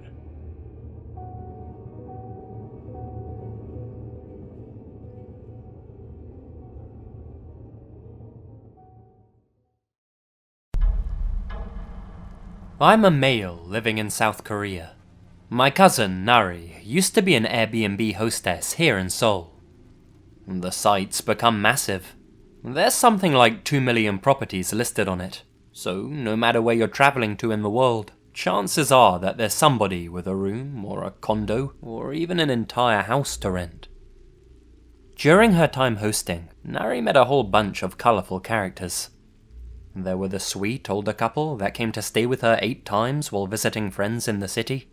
There was the guy who insisted on bringing his dog with him, this little rat-sized chihuahua that was about half the size of my cat's. There were a few people who were high maintenance, and there were a few who were really chilled, and ended up joining us for drinks at the bar down the street.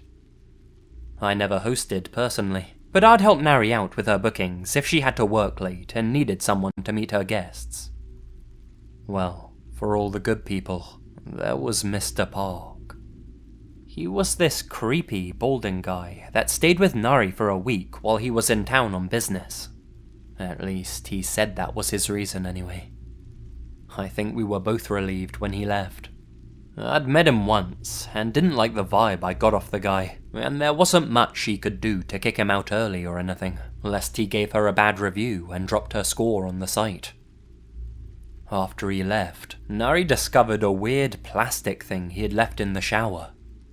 Turns out, he had left his slimy, fake vagina masturbation aid sitting next to her soap. I took one look and had to explain to her what it was. I remember her picking it up in a plastic bag, like the way people scoop up dog shit on the street. From then on, Nari was pretty picky when it came to who she let stay. One weekend, Nari had to leave for a business trip, so she left me the spare key. She had a booking coming up, a young woman named Sumi, and I was to play host. We'll just call her Sue from here.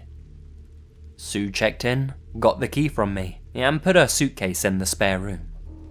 I didn't see any more of her that Friday, or for the rest of the weekend, and I figured she was out enjoying herself.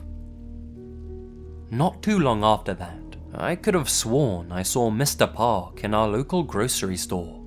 Same balding head, same vibe, but he was at one end of the aisle and I the other. I got that feeling like I was being watched, but when I looked directly, he was gone. At the time, I shrugged it off, figured it had to be some other balding guy, and I was just projecting my anxiety. Now, the building I live in is fairly old, which means that the walls are pretty thick, and noise tends to only travel in the hallway. If I'm waiting for the elevator, I can occasionally hear someone's TV if it's really loud, but that's about it. That Monday morning, I was woken up far too early by a pounding sound.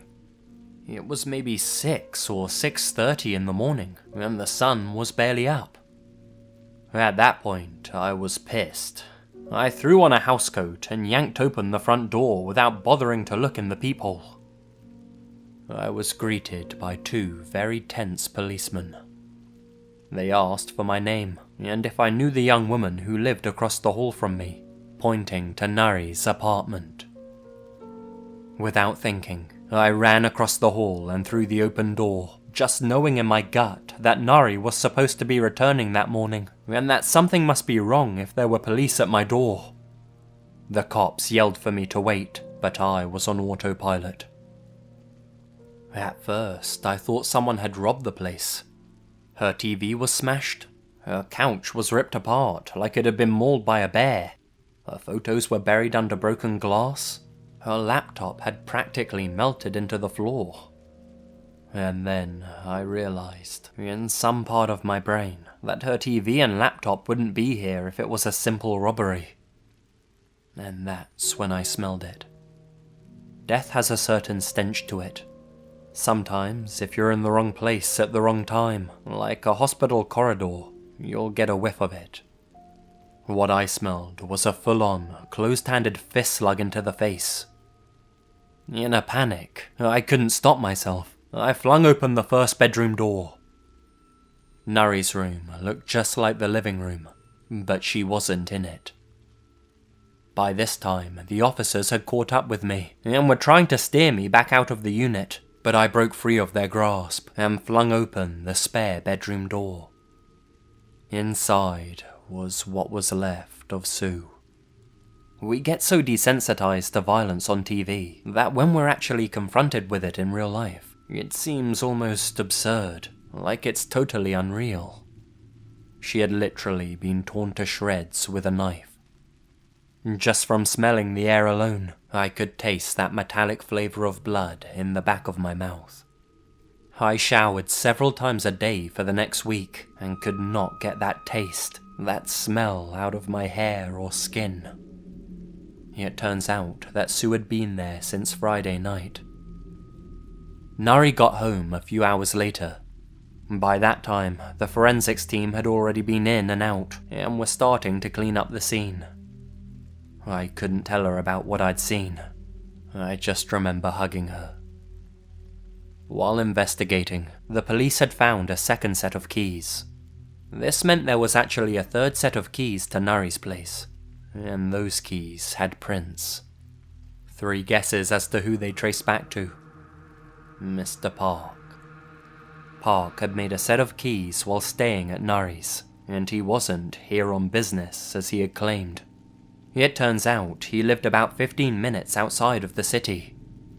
Security camera footage showed him coming into the building that Friday night, and him lurking around outside for the past month prior to that, just after his stay. Surprisingly, Park confessed to the murder, said he didn't know that Nari would be out of town, that he hadn't known she had had a guest that weekend. His wife had recently left him and taken the kids with her, and Nari reminded him of a younger version of his wife. Nari and I have both moved buildings since then. I still can't believe that all of this came because of broken trust. By giving a stranger a safe place to stay, by letting him into her home, this person was so twisted that he thought to make a copy of her key. If it had been any other weekend, Nari would have been at home, and what happened to Sue would have happened to her too. The scariest thing that ever happened to me on Halloween was back when I was living in Liverpool for university. Halloween is always a big night for students, as is any yearly event that involves dressing up and getting absolutely wasted. But since Halloween is a really good excuse to wear considerably less clothes than usual, party-oriented students tend to get particularly excited about it. So I'm in second year at this point, living with a bunch of my student mates just off Smithton Road, which is where loads of students can get shared houses for really cheap rent. We heard that this big house party was happening just down the road from us, one of those that had its own little Facebook events page set up to keep track of invites and give people directions to the house. I remember my mates sitting around the kitchen table, all staring at the screen as they went through all the profiles of girls they said that were attending. I mean, some of them were absolutely gorgeous, so we were all definitely hyped about it. Only just a few days before Halloween, I started to feel really grim. I had the shakes. I was running to and from the toilet every half an hour to erupt from both ends, and I could barely keep any food down. This persisted for like 48 hours straight, and thankfully it had abated by Halloween itself, but I still felt way too rough to do any serious partying. The last thing I wanted was to end up browning myself in front of like half the girls at our uni. I mean, every lad wants to be a legend, don't they? But for the right reasons.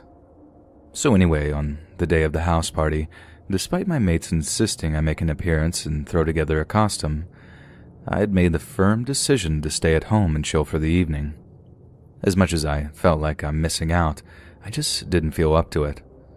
So about 7-ish, my mates are pre-drinking in the kitchen, while I'm up in my room looking to order the spiciest curry I could get my hands on, in the hopes that it would purge the rest of the sickness out of me, so I could start the following week feeling fresh again.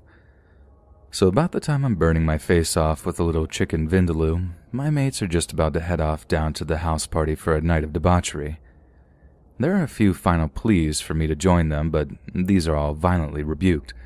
There might have been a chance of me joining them before the curry, but afterwards, no chance. I was in a full-on food coma. So a couple of hours later, I'm just chilling on the couch and wondering why British Netflix had such a dire collection of horror films when there's a knock at our front door. My first thought is that there's been some kind of puke-related disaster and one of the lads had to come back to get a change of clothes before heading back to the house party.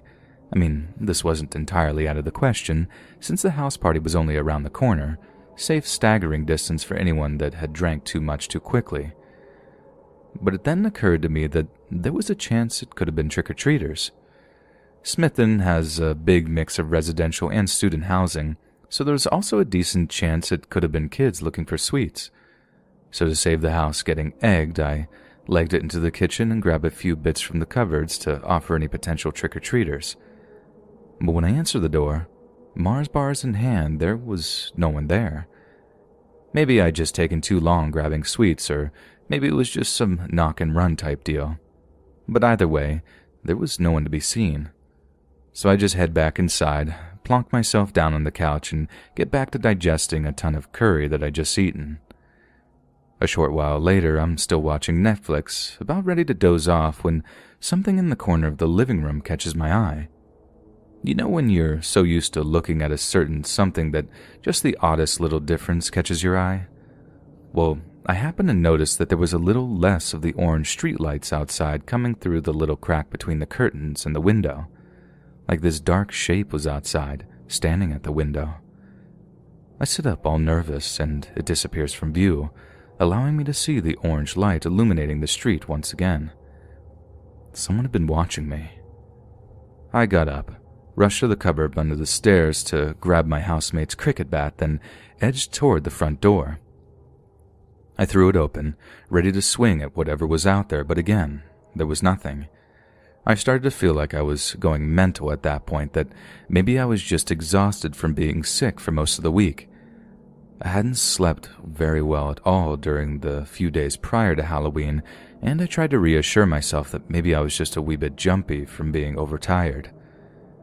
I decided it was best that I get an early night, telling myself that I'd feel much better in the morning. I did a bit of washing up, got a shower, then put on some comfy clothes to get ready for bed, but just as I do, there's another knock on the door. Only this time I can clearly hear some young-sounding voice go trick-or-treat from the other side of the door.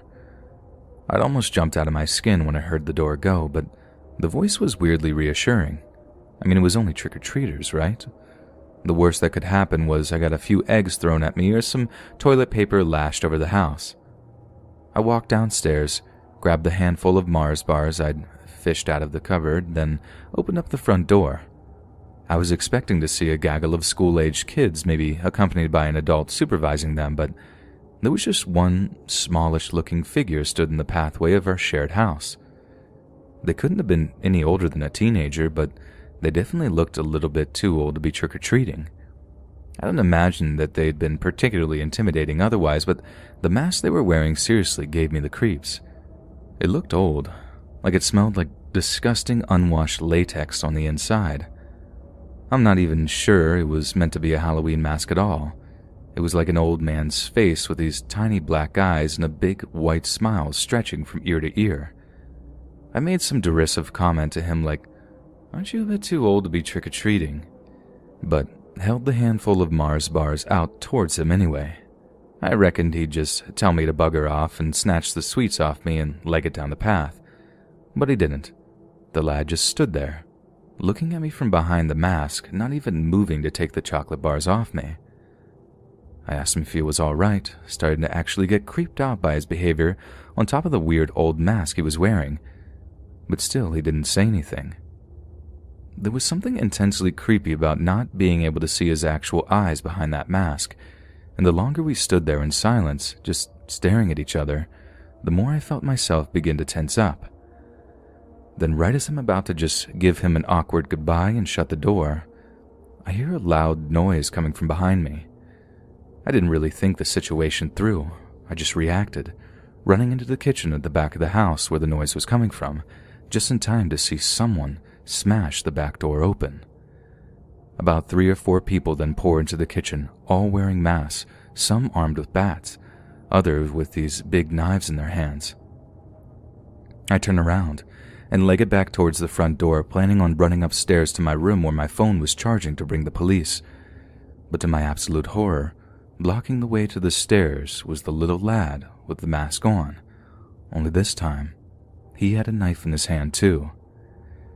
He'd been in on this whole thing that whole time, and as he pointed the knife in my direction, all I could do was raise my hands in this "please don't stab me" type of way. "Get on the floor," he said, in this voice that seriously sounded like he was no older than about 14. Like he legit sounded like a kid, and that scared me even more. A grown man might have the presence of mind to not hurt anyone and keep the severity of their crimes to a minimum, but a kid, I thought he might just stab me up for the fun of it. I'd heard stories about gangs all over the world making younger kids commit violence to just sort of prove themselves, and that's what had me shaking as I lay down on the carpeted floor in the hallway, face down with my hands on the back of my head. I listened as the gang just completely ransacked the house. I couldn't see exactly what they were taking, but I heard them mentioning laptops and phones a fair bit, laughing to themselves as they absolutely raided each and every room in the house. At some points I heard smashing and crashing noises as they just took it upon themselves to commit as much wanton destruction as they liked, giggling maniacally to each other as they realized they had the time and freedom to do pretty much whatever they fancied. I thought if I just lay there, keeping still and quiet, that they'd leave me alone, but that was just wishful thinking on my part. Obviously, they had to make their way through the hallway a fair few times, and when they did, they'd either literally walk all over me, which was painful enough, or they'd get in a few kicks here and there just to hear me grimace. I think the worst part of the physical abuse was when I heard one of them say, "Kick him in the balls, lad," to one of their mates. I tried to shut my legs, but they still aimed a few kicks between my thighs. Luckily, I was kind of tucked up, if you know what I mean, and there wasn't anything too delicate exposed, but still, the idea of getting my bollocks crushed under the trainer of some disgusting little thug had my heart practically jumping out of my throat. It sort of reminded me of that scene from A Clockwork Orange. They were there to rob us. That was bloody obvious, but they clearly took a great deal of joy in just being able to terrorize someone for a bit, and they seemed to get a real kick out of realizing that I wasn't from Liverpool. At some point I said something like, "Just take what you want. Please don't hurt me." And they burst out laughing. I wouldn't say I'm posh by any stretch of the imagination, but I'd definitely say I'm well more spoken than your average Scouser. They started mimicking me in these little voices, stamping on my head and kicking me. I just lay there, wishing I'd never said anything. After what seemed like forever, listening to those kids ferrying out belongings into the alley behind the house, they finally left. But not before putting one of their knives to my throat and telling me that they'd be back to cut my head off if they so much as even saw a police officer in the area. Then as quickly as they'd all appeared, they just ghosted. I waited for a long time before I found it in me to stand up, and as I tried, my knees were way shakier than I'd care to admit. I went from room to room surveying the destruction. The place was a mess, but the thing that amazed and gutted me more than anything else was the sheer amount of stuff they'd taken. God knows how they'd got it all away from the house, but they'd taken the TVs, our game consoles, audio equipment, pretty much anything electrical that wasn't nailed down. It also looked like they'd taken pretty much all our trainers and had raided our closets for any clothes that took their liking. I wanted to call the police, really did, but with what phone? I'm almost glad I got a few kicks to the head, otherwise the sense of shame and humiliation might have been too much to bear. I ended up knocking at my neighbors' houses, but unlike me, they were way too smart to answer their doors to strangers on Halloween.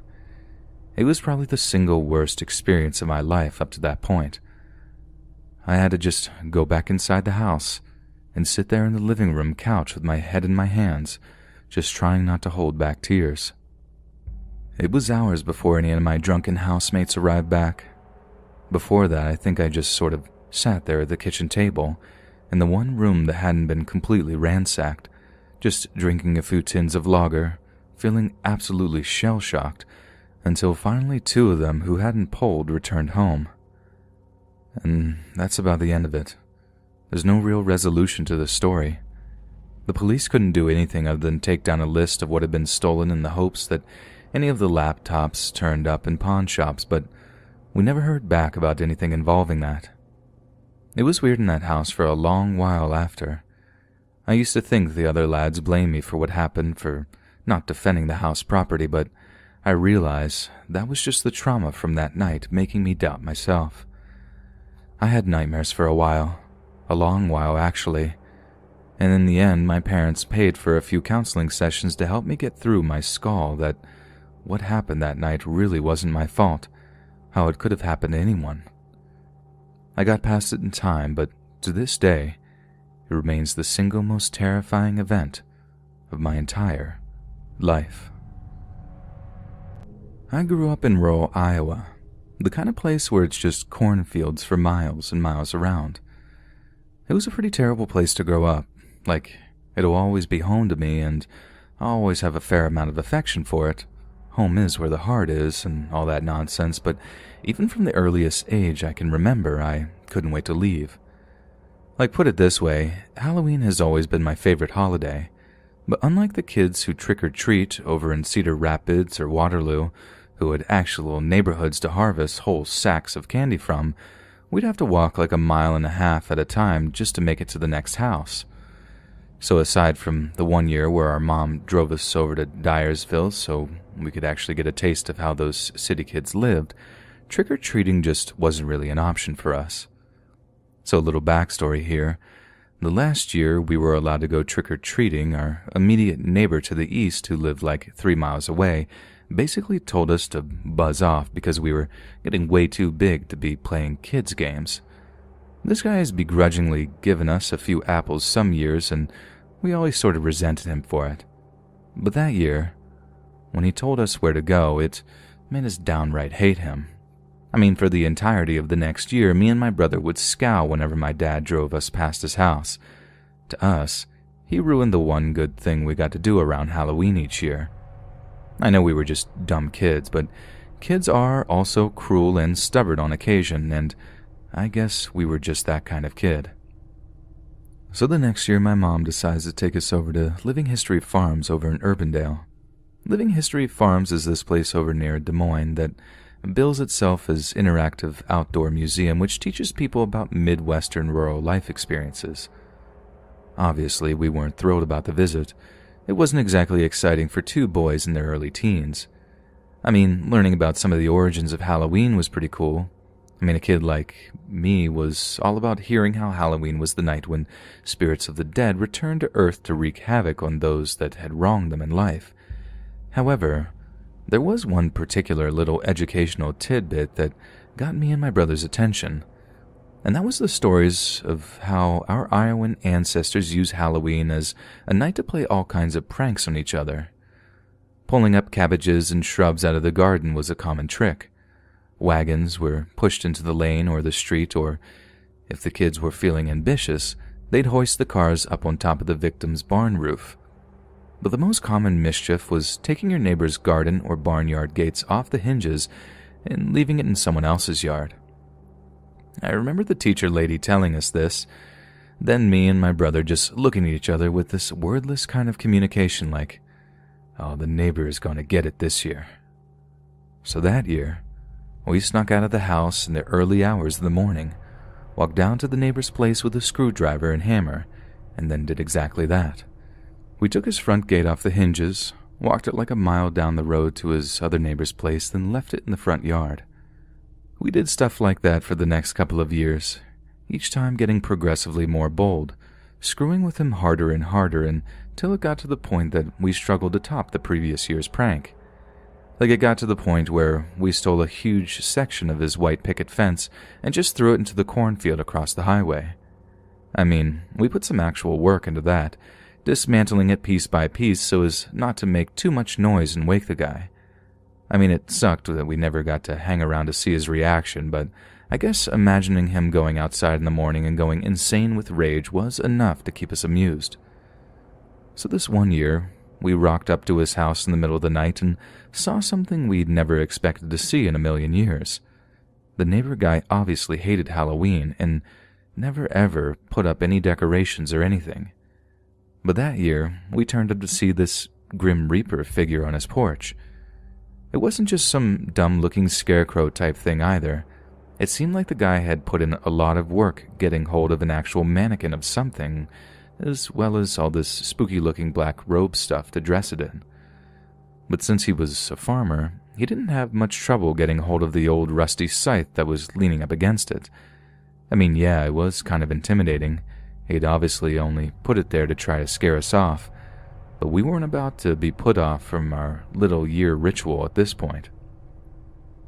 Nothing short of a tornado could deter us from getting our revenge for having been so mean to us that Halloween night. But right as we started to dismantle his fence in almost absolute silence, I noticed something out of the corner of my eye. Or rather, I noticed the lack of something. So subtle that it actually takes me a minute to realize what I wasn't looking at. At some point, as we were taking his fence apart, the Grim Reaper statue thing had just up and disappeared. I stopped what I'm doing, looking around the front yard and trying to spot where it could have gone. I whisper over to my brother like, "The Reaper's gone. Did you see it move?" And at first he looked at me like I'm crazy. But then he too starts getting pretty freaked out. We're just crouched down, tools in hand, in the dead silence of the night, realizing that we'd been a little bit overconfident in our yearly pranks. I mean, we didn't quite realize what was happening at the time, only that things were about to go horribly wrong for us. "Let's get out of here," my brother whispered, and we immediately get up and start sort of jogging back towards the highway. Then, out of nowhere, the Grim Reaper is just standing there in front of us, with that big old rusty scythe in his hand, blocking our escape. It hadn't been a mannequin that was set up on the neighbor guy's porch. It was actually him. He dressed up like some dumb decoration and just stood there, still as a statue, waiting for the pranksters to arrive. There was like one drawn-out moment where we just sort of locked eyes with the guy who had taken down the hood of the black robes he was wearing, and then we just bolted. But since he was blocking the way to the road out front, we had to run back through his property, climbing over a fence and into a cornfield to get away from him. He was really fast for an older guy too. Like maybe it was just all that anger from having been victimized year after year, but somehow he wasn't weighed down by that scythe and those robes, which for some reason he'd opted to keep on.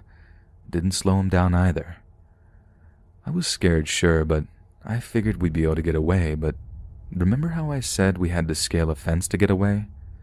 Well, jumping down the other side didn't go too well for me, and I badly sprained my ankle when I landed. That was when I really got terrified, when I realized I couldn't actually get away from the guy.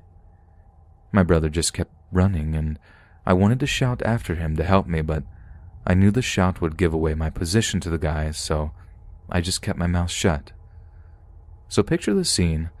I'm hiding out in the cornfield, so scared that I'm actually covering my mouth to keep from breathing too heavy, while this furious, scythe-armed guy is stalking up and down the rows looking for me. So every so often, I had to just sort of limp to a hiding spot further away from him, trying my best not to rustle any of the stalks so I wouldn't betray my hiding spot. I mean, thank God it was the middle of the night, and Maybe the guy's eyesight or hearing was just failing him in general, but I managed not to get myself caught. I just kept on stumbling further and further away until he just gave up and headed back to his house. But Jesus Christ, it was completely and utterly terrifying, hearing him say all this stuff like, "I'm gonna cut you up into little pieces and feed you to my pigs." Like the voice of his was telling me he meant every word of what he said. So yeah, as you can imagine, I was pretty close to peeing my pants, knowing that I just couldn't get away fast enough. Needless to say, we didn't try any more pranks on that guy after that. I made up some excuse to my parents as to how I'd hurt my ankle and then just used it as an excuse to stay home until it had healed, given that I was super paranoid about the neighbor guy figuring out who exactly had been victimizing him year after year. But yeah, that's my story. I know it's probably not the scariest thing you'd ever heard, and I know that we kind of deserve what we got in the end. Number 1. Across the Bane. Submitted by Caleb Sharp. Not too long ago did I work at Subway, my first paying job that I would grow to hate. I needed the money though, and the thought of facing customers finally broke me out of my shell. I guess in a way it did. I got the job around late April of 2016. My brother-in-law and sister had been wanting me to get a job so I could break out of my depression and hopefully alleviate some stress. At that time, my grandmother had a vicious stroke, and it was up to me to take care of her. I ended up having to drop out of school, and it made me very homebound, as she could not be by herself too long. At first, I loved it. Everyone was very nice and kind, from customers to the employees. The minimum wage thing didn't bother me too much, as I was happy to be making money for myself for once. All was happy and good until November that year. Around then, I knew what I was doing. The sandwiches, the prepping. I didn't have a problem with that anymore. I'd even made some friends, and I couldn't complain with my job. But every now and then, I would have this regular. Not surprising as I live in a small college town in the South. He was an athletic man, a toned one, but he had a strong lisp and would often converse with the men on our staff such as I. Personally, I didn't mind him at first. His jokes were okay, I'd guess. But it would seem that he had a deeper reason for making them. Now, I'm pretty dense and have problems picking up on social cues, but after I made his salad and he had left, one of my coworkers pointed out that the guy had been trying to hit on me. I laughed it off, but it kinda dwelled on me, to be honest. Now, don't get me wrong, I didn't dwell on it because I have a problem with gays. I don't. In fact, one of my childhood mentors was obvious with it. He was a man I looked up to, and we shared the same humor. No, this guy, he was weird. As time would go on, I'd realize he was just hitting on me.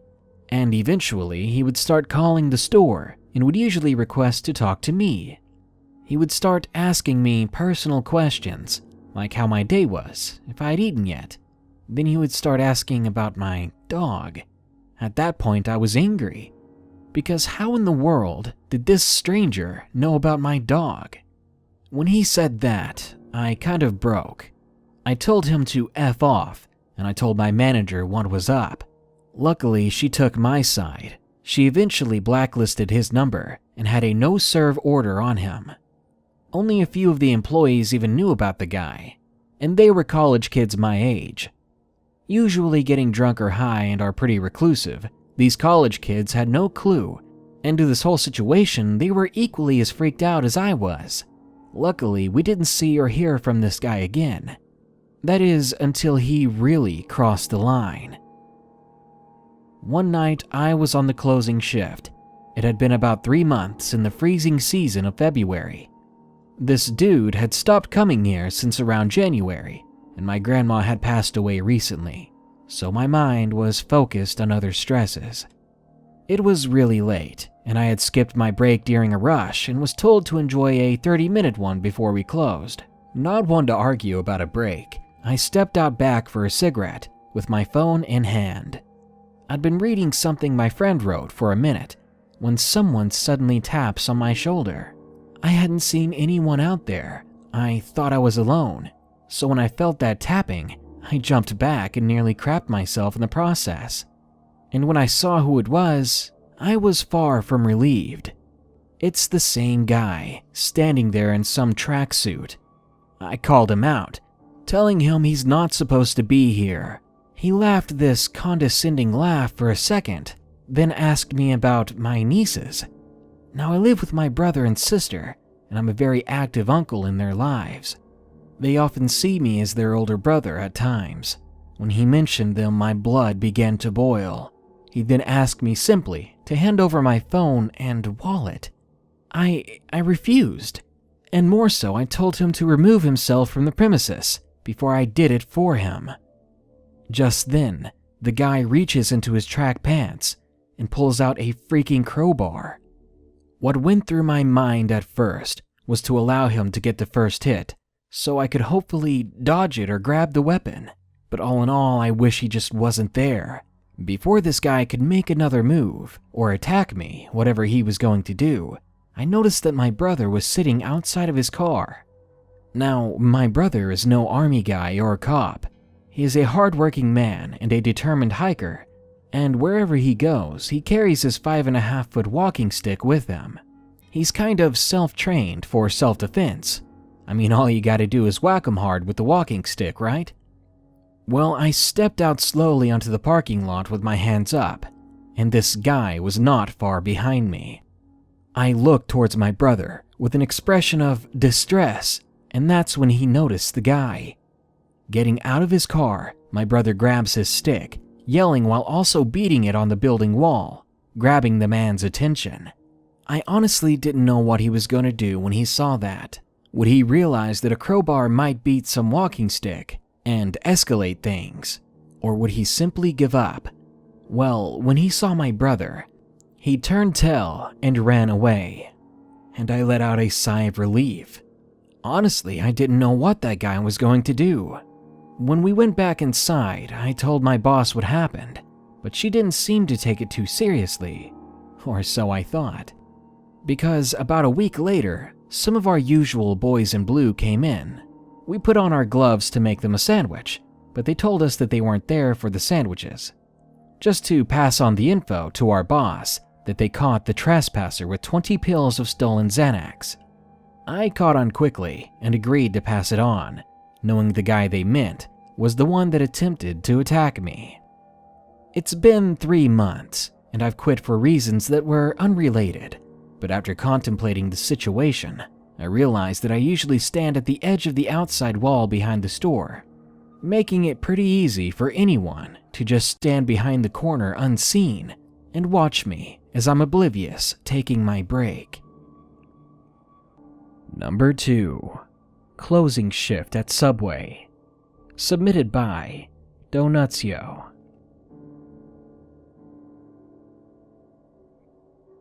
I'm 20 years old and I live in Canada. This story took place during the 2016 clown craze in October, about 10 to 20 minutes before my Subway store was going to close. To make things a little easier to understand, I've got to give a brief explanation of the layout of our store. So there's the front door that customers walk through, which is completely made of glass. Then there's the windows to the left, if you're standing behind the counter facing the front. The bathroom is beside the swinging door that employees use to get to the sandwich unit. This all began while I was finishing doing dishes in the back room. I was the only person there because they rarely had more than one employee for the closing shift, unless of course it was for training purposes. Really, only one employee is needed, even though it might not be a smart decision. There hadn't been any customers for a while, and I really had to go to the bathroom, so I started making my way to the swinging door by the sandwich unit, when all of a sudden I heard the bell ding at the front door, indicating that a customer had entered.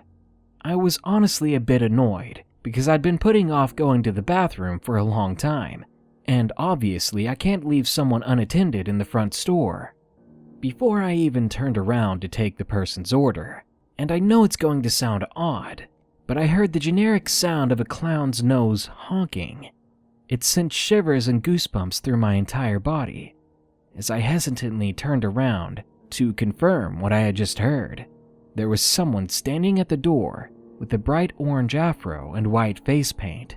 Beyond that, they were dressed extremely casually, though in a plain green zip-up hoodie and black jeans, which almost made it creepier. They stared at me and smiled from ear to ear. Before I could even think of doing anything, they gave me a sinister little wave before quickly running out of the store and around the left side window. I was frozen in place. I was wondering, was this really happening? Or better yet, why was this happening? I didn't know the clown craze reached my small town. I just stared at the window for what felt like 10 minutes. Once I came to, I ran to the front door and just locked it. There was no way I was letting anyone in, even if we weren't closed yet. But before I did, I poked my head around the corner to make sure that lunatic was gone for sure. Well, I didn't see anything. He was gone, I thought. I couldn't see him anywhere. The parking lot was empty save for my car. So I went back in the store and locked the doors, counting the seconds until the actual closing time was here. But not 10 minutes until closing. A couple of cops were knocking at the door. I was nervous, yet relieved to see them. I immediately unlocked the doors and let them inside. Apparently, they were there to just ask me a few questions. They wanted to know if I had seen someone dressed with an orange afro and white makeup. Yeah, I was excited to tell them that some creep was out there so that they could catch this guy. Well, they explained that someone called not too long ago, saying that they drove by and saw someone matching that description in the subway parking lot, kneeling behind a green sedan. They were holding a carving knife. My heart seemed to stop. That was my car. This psycho was waiting for me behind my car. If the cops hadn't scared him away by showing up, he'd still be out there. What would have happened if I walked out there alone at closing time? I was scared more than I'd ever been, but the cops offered to walk me to my car and even check it if I needed them to. I happily obliged. Then I got out of there and stayed the night with a family member nearby, because after that horrific experience, I couldn't be alone. The clown craze was always hilarious in my eyes until something actually happened to me. There was just something horrifying about the contrast of the clown hair and makeup, along with normal everyday clothing. Better yet, what would have happened if I was already in the bathroom, defenseless and unaware? I'm so thankful I held it for as long as I did, and that some stranger drove by and saw this weirdo. I'm happy that I didn't find out what this lunatic was capable of. You can bet I don't work the closing shift at Subway anymore. Number 3. Subway Spooks. Submitted by Michael T. Back when I was just out of college, me and a friend of mine, let's call him James, decided to eat at a Subway. After all, it wasn't far from James' little apartment he lived at. When we arrived, I could already feel this weird vibe of the place. This was a little normal, since James lives in a poor, run-down part of the city, so I normally felt like this when I drived around this area. Well, we went inside the Subway and it was pretty normal. I ended up getting a tuna and James got a steak and cheese. And all of a sudden, this guy walks in. He was really pale and skinny and was wearing a dirty wife beater with ripped track pants.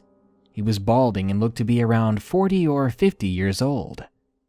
He came up to the man working behind the counter, then just stood there staring right at him, doing literally nothing, just staring. Me and James were a little freaked out about this, and we felt a little bad for the guy working behind the counter, but we tried to ignore him while we ate our sandwiches. It was none of our businesses at the time.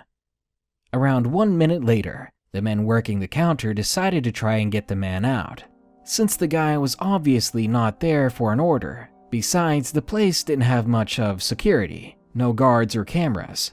so someone this sketchy could have been a liability. The guy came around the side when the creepy man suddenly ran out of the store. I mean, he bolted. But as he ran out, he passed us, and he locked eyes with me. It gave me a very nervous feeling. I just wanted to blend in with the background and enjoy my sandwich. But there this weird guy was, making a scene and looking right at me as he ran past and exited the store. He managed to get out of the store without a hassle. Though he looked at me as he exited, he never even looked in front of him, yet he didn't trip or run into anything. This guy was some kind of freak. 5 minutes later, we heard a car alarm go off really nearby, and maybe 10 seconds later, I realized what was happening. I saw lights coming from the window exactly where I parked my car. It wasn't that great of a car, but it's all I could afford at the time. So I ran out of the store along with James, and we were honestly about to beat the crap out of the person who was trying to break in our car. But when we got outside, nobody was there at my car. So we decided to call it a night before anything else crazy happened. We hopped in my car, not even finishing our food. We didn't even want to at that point, and we were about to drive off. But the moment the car started and the headlights turned on, we saw him. The creepy guy from the subway was in front of our car now. I had no idea where he'd been hiding before, but I swear to God we didn't see him. He was about to jump on the hood of my car. He must have been some junkie or something, since he didn't jump until we backed out. We sped off on the way to James's place until he said he didn't want to go home. He lived too close to the subway, and the last thing he wanted was that guy to see where he lives. I couldn't say I blamed James. I think I would have done the same thing, but it was weird coming from James because he was the bravest person I knew. So I told him that he could stay at my place, then we went home. Honestly, that was the last I saw of this creepy subway guy. I don't know what was wrong with him, and I've never seen him again. But probably because of him, I'll never be going back to Subway. At least, not that one. One scary day, my mom and I went to Subway for a quick snack. When we reached our destination, we got out of the car and went inside. Inside, I sat at a table near the only window there. I'd always liked the window seats.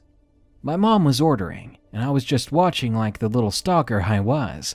But as I watched my mother deal with the cashier, the situation seemed to get weird. I could hear them talking from where I was, when I suddenly heard the words sex and children. I was starting to get nervous, so I went up to the counter and rested my arm on my mom's head. I'm a lot taller than my mom. The cashier looks at me with an angered look and says, "Who the F are you?" I hadn't even said or done anything, and he's treating me like that. I'd gone to anger classes before, and I did pretty well. But even still, it took everything I had just to say, "I'm her son. Why?" I wanted to say so much more to someone that rude. The cashier was wide-eyed. "He's your son?" My mother said yes. Then the cashier pretended that nothing happened, even though I wanted to snap his freaking neck. My mom saw my anger and said to calm down. I just didn't know why this guy was being so disrespectful. The cashier is staring at something under the table, and I look suspiciously at him and look over the table. The cashier noticed me looking at him, so he lifted his head up fast, like he was looking at something in secret. I was still trying very much to fight the anger from this rude person. I don't know what he and my mom had been talking about, but he still had no reason to treat us like he did. Suddenly, and I still have no idea what set this guy off, maybe he was crazy, he pulls out a pistol that he had apparently taped under the counter, and he began to point it at the two of us. And when he did, I let anger take over me, and I jumped over the counter and began fighting with this guy. I felt like if I didn't, someone was going to get hurt, and I wasn't going to give up until that gun was out of his hand. Taking quick glances to check on my mother, she seemed extremely surprised, and she was still like a statue. As I'm struggling with the cashier, he whips the arm holding the gun toward my head, and I flinch and feel something smash into me. It hurts, but I don't stop fighting with this man. My mom at this point was running out of the store, and before I knew it, I feel another crushing thud against the back of my head, and then everything slowly got dark. I came to in a hospital bed. Confused, I got up, but at that moment, the only thing I felt was pain. I dropped myself back onto the bed. A doctor walked in and said that I had a concussion. He told me not to worry, that I'd be fine within about a month. All I have to say is that I'm glad I didn't get shot. We are, along with several others, pressing charges against this freak. Apparently, the guy just snapped, and no one knew he had been hiding a weapon in the store. Number 5. Subway Watcher. Submitted by Orion.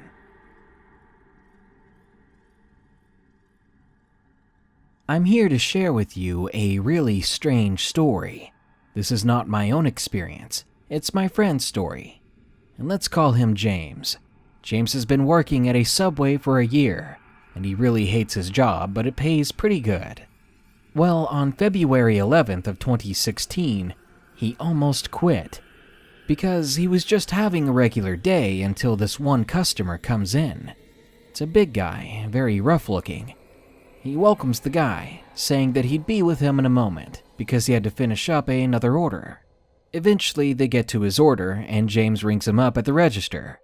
Once everything is done, he hands the guy his sandwich bag. But the guy doesn't move. He doesn't try to take the sandwich. He tries to get the man's attention. Maybe he just zoned out for a second. But the guy completely stops. He doesn't blink. He's just staring straight ahead into nothingness. James was wondering what happened, because it looked like the guy glitched, as if he was an android that stopped working. James even clapped his hands in front of the man to see if he would blink, but he didn't. He didn't react to anything. Freaking out, James runs to his manager to see what needed to be done. Maybe this guy had a health condition. Maybe they needed to call an ambulance. For all James knew, he was having a strange seizure or something. But as he and the manager approach the front of the store, the man isn't there, and the sandwich bag is still on the counter. The manager is annoyed, thinking that James made this up to freak him out. But James is serious, so he talks the manager into showing him the tapes to prove his point about how weird this guy was. They go together since the store was closed to check the security footage. And get this, the guy never shows up on the tapes. James was dumbfounded when he saw it, because there was James making the sandwich for no one. Now, my friend may be a stoner every other weekend when he can, but he's definitely never been known to hallucinate. He still doesn't know what happened that day. In January of 1992, Kelly Day Wilson was just a 17-year-old senior at Gilmer High School. With her well-coiffed curly blonde hair and extravagant jewelry choices and bright blue eyes, Kelly Day was a pretty picture, and had no problem making friends after she relocated from Natchitoches, Louisiana to Gilmer, Texas, so she could live with her mother and stepfather. She hit the ground running and struck up an on-again, off-again relationship with a young man by the name of Chris Denton, and the two spent a great deal of time together in the lead-up to the new year. It seems Kelly's life was going swimmingly well, and it's clear that no one could have possibly expected what fate had in store for her, something that would raise questions among true crime enthusiasts that pervade even today. On January 5th, 1992, Kelly finished her shift at the Gilmer Square outlet of Northeast Texas Video, closing the store at around 8:30 p.m. before heading over to a local bank to deposit the store's daily takings. This particular bank branch's security cameras showed that an individual did indeed make the night deposit for that evening, but the captured footage didn't provide a clear enough image of the person for a positive identification of Kelly, simply showing an arm in her car. We can presume it was her, but we can't be 100% certain.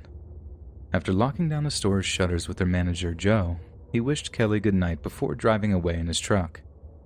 The last he ever saw of her, she was last seen wearing cut-off stonewashed jeans, a purple rugby shirt with gold trim, and brown loafers, and was getting into her car in preparation for her night drive to the bank.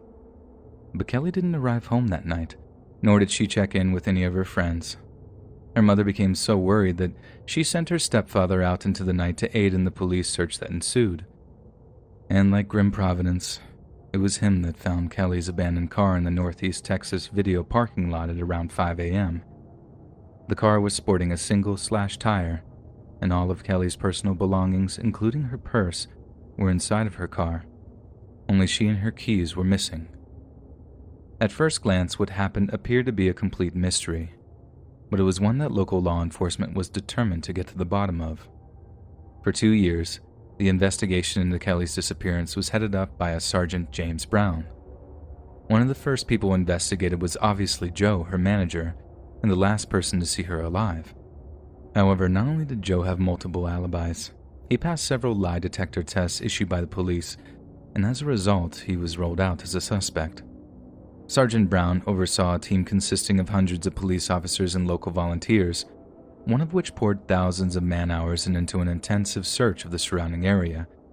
Yet despite such a thorough search, as well as hundreds of tips from the general public, not a single trace of Kelly was ever found.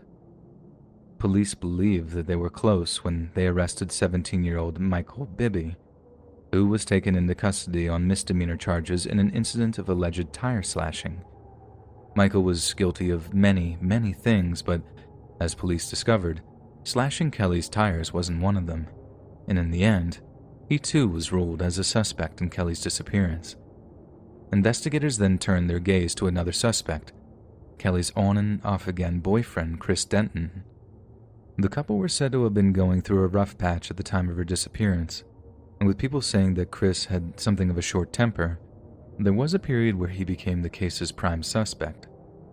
However, through the course of the investigation, circumstantial evidence would clear him of all wrongdoing, and the police would be forced to look elsewhere for their abductor. Unbelievably, in a number of interviews conducted in the process of their investigation, police had heard a handful of stories alluding to a satanic cult that called Gilmer home. But since the accusations named members of law enforcement as members of the cult, specifically Sergeant James Brown himself, the claims weren't taken seriously by those that heard them. Yet, in 1994, the local community was rocked by almost 50 indictments against 10 different people, all on charges of child abuse. And given some of the evidence presented against them, police proceeded with charges of aggravated assault, aggravated kidnapping, and capital murder in connection with Kelly Day Wilson's disappearance. It's at this point that Kelly's story seems to intersect with that of the Kerr family, because in 1990, a man named Wendell Kerr told his wife, Loretta, that he wanted a divorce, kicking off a chain of events that would bring prosecutors their one best chance at finding the perpetrator. Wendell Kerr was one of 6 adult children of Eugene and Geneva Kerr, a couple who were briefly married in the 1950s before a hastily divorce. Geneva Kerr went on to marry 2 other men, both of whom died before Geneva remarried Eugene, making him both her first and her 4th husband. According to their children, Eugene and Geneva Kerr abused their children on a daily basis. A relative later confirmed their claims of carnal abuse and spoke of witnessing daily incidents of indecent assault. This same relative also confirmed that they'd witnessed Geneva Kerr's interest in satanic practices, including daily readings from the Satanic Bible and an interest in both animal and human sacrifices. In exchange for law enforcement's help escaping the Kerr family, one of their grown-up son's wives offered to tell investigators everything. She claimed she was kept as a slave to the family for 10 years, couldn't drive a car, constantly threatened by Geneva and Danny, and her only form of identification, her birth certificate, was kept by Danny in his wallet. In her own horrifying words, her role was simply as a breeder. Cut back to Wendell asking his wife for a divorce. Loretta strongly began to suspect that Wendell was trying to ditch her for a younger woman, and if that was the case, she was going to burn his entire life down before she left. She went to the police with accusations, and as a result, Wendell was arrested, placed on the offenders register, and forced to serve out a period of probation. A state welfare worker assigned to the case later concluded that ritualistic, satanic abuse was endemic in all branches of the Kerr family, and over the next several years, almost a dozen of the clan's children were taken into the care of Child Protective Services. The social worker also mentioned in a horrifying affidavit that in October of 1992, two of the children took us to show us where the devil meet people to abuse and hurt babies. In 1994, the escaped Kerr wife was interviewed by the Harrison County Jail in Marshall, Texas, in which she described in gruesome detail the torture that Kelly Wilson would receive for approximately 9 days before she was ritually sacrificed and then cannibalized. She described Geneva as the leader and said that several of the Kerr clan, along with Sergeant James Brown, were all present during these events. Connie Martin and Wanda Kerr both had stated in interviews that Kelly Wilson was a birthday present for Geneva Kerr, and that the matriarch reveled in the poor girl's torment. Yet, in light of the accusations, it came to light that information was allegedly coerced from the Kerr children, as well as some of those indicted in the disappearance. Some of the children were allegedly programmed to tell the stories the investigators wanted, while the prosecution tried to coerce a confession by offering life in prison in opposition to the death penalty as long as they confessed to the killing, best summarized in a quote from a state official that reads, "Investigators working on little more than hearsay have created a mythology about a satanic cult, leading to what some describe as a modern witch hunt. They indicted a whole family and even a police investigator, destroying his law enforcement career, straining his marriage and prompting death threats. The Texas Attorney General, finding no evidence any of the charges were true, instead uncovered suggestions that the whole cult theory was the product of coercion by overzealous investigators, even to the point that they physically restrained children to elicit allegations of satanic activity. Ultimately, the Attorney General's office were forced to dismiss every single one of the charges alleging satanic abuse and sacrificial murder. The satanic cult was found to be a complete fabrication, nothing more than a fantasy concocted by the Kerr children under the influence of police investigators. Chris Denton, Kelly's old boyfriend, tragically died of cancer in 2004, but there were rumors that he had made a deathbed confession. But close family dismissed these allegations as thoughtless, malicious hearsay and maintain Chris's innocence to this day. Joe Henry, the owner and manager of the Northeast Texas Video and the last person to see Kelly before she vanished, stayed mostly under the radar for a number of years. But in a despicable twist in the story, Joe was arrested on charges of possessing indecent images of children. However, police have emphasized that in spite of the nature of the charges against him, he had never been considered a serious suspect in Kelly's case. For all the twists and turns, trials and confessions, finger-pointing, and numerous suspects, Kelly Wilson has never been found, despite 20 years of searching. She is presumed dead, but a body has never been found and no valid charges have ever been made in connection with the case. Without a body or Audrey's Jeep being recovered, there's simply no way of coming up with any definitive explanation as to why she disappeared.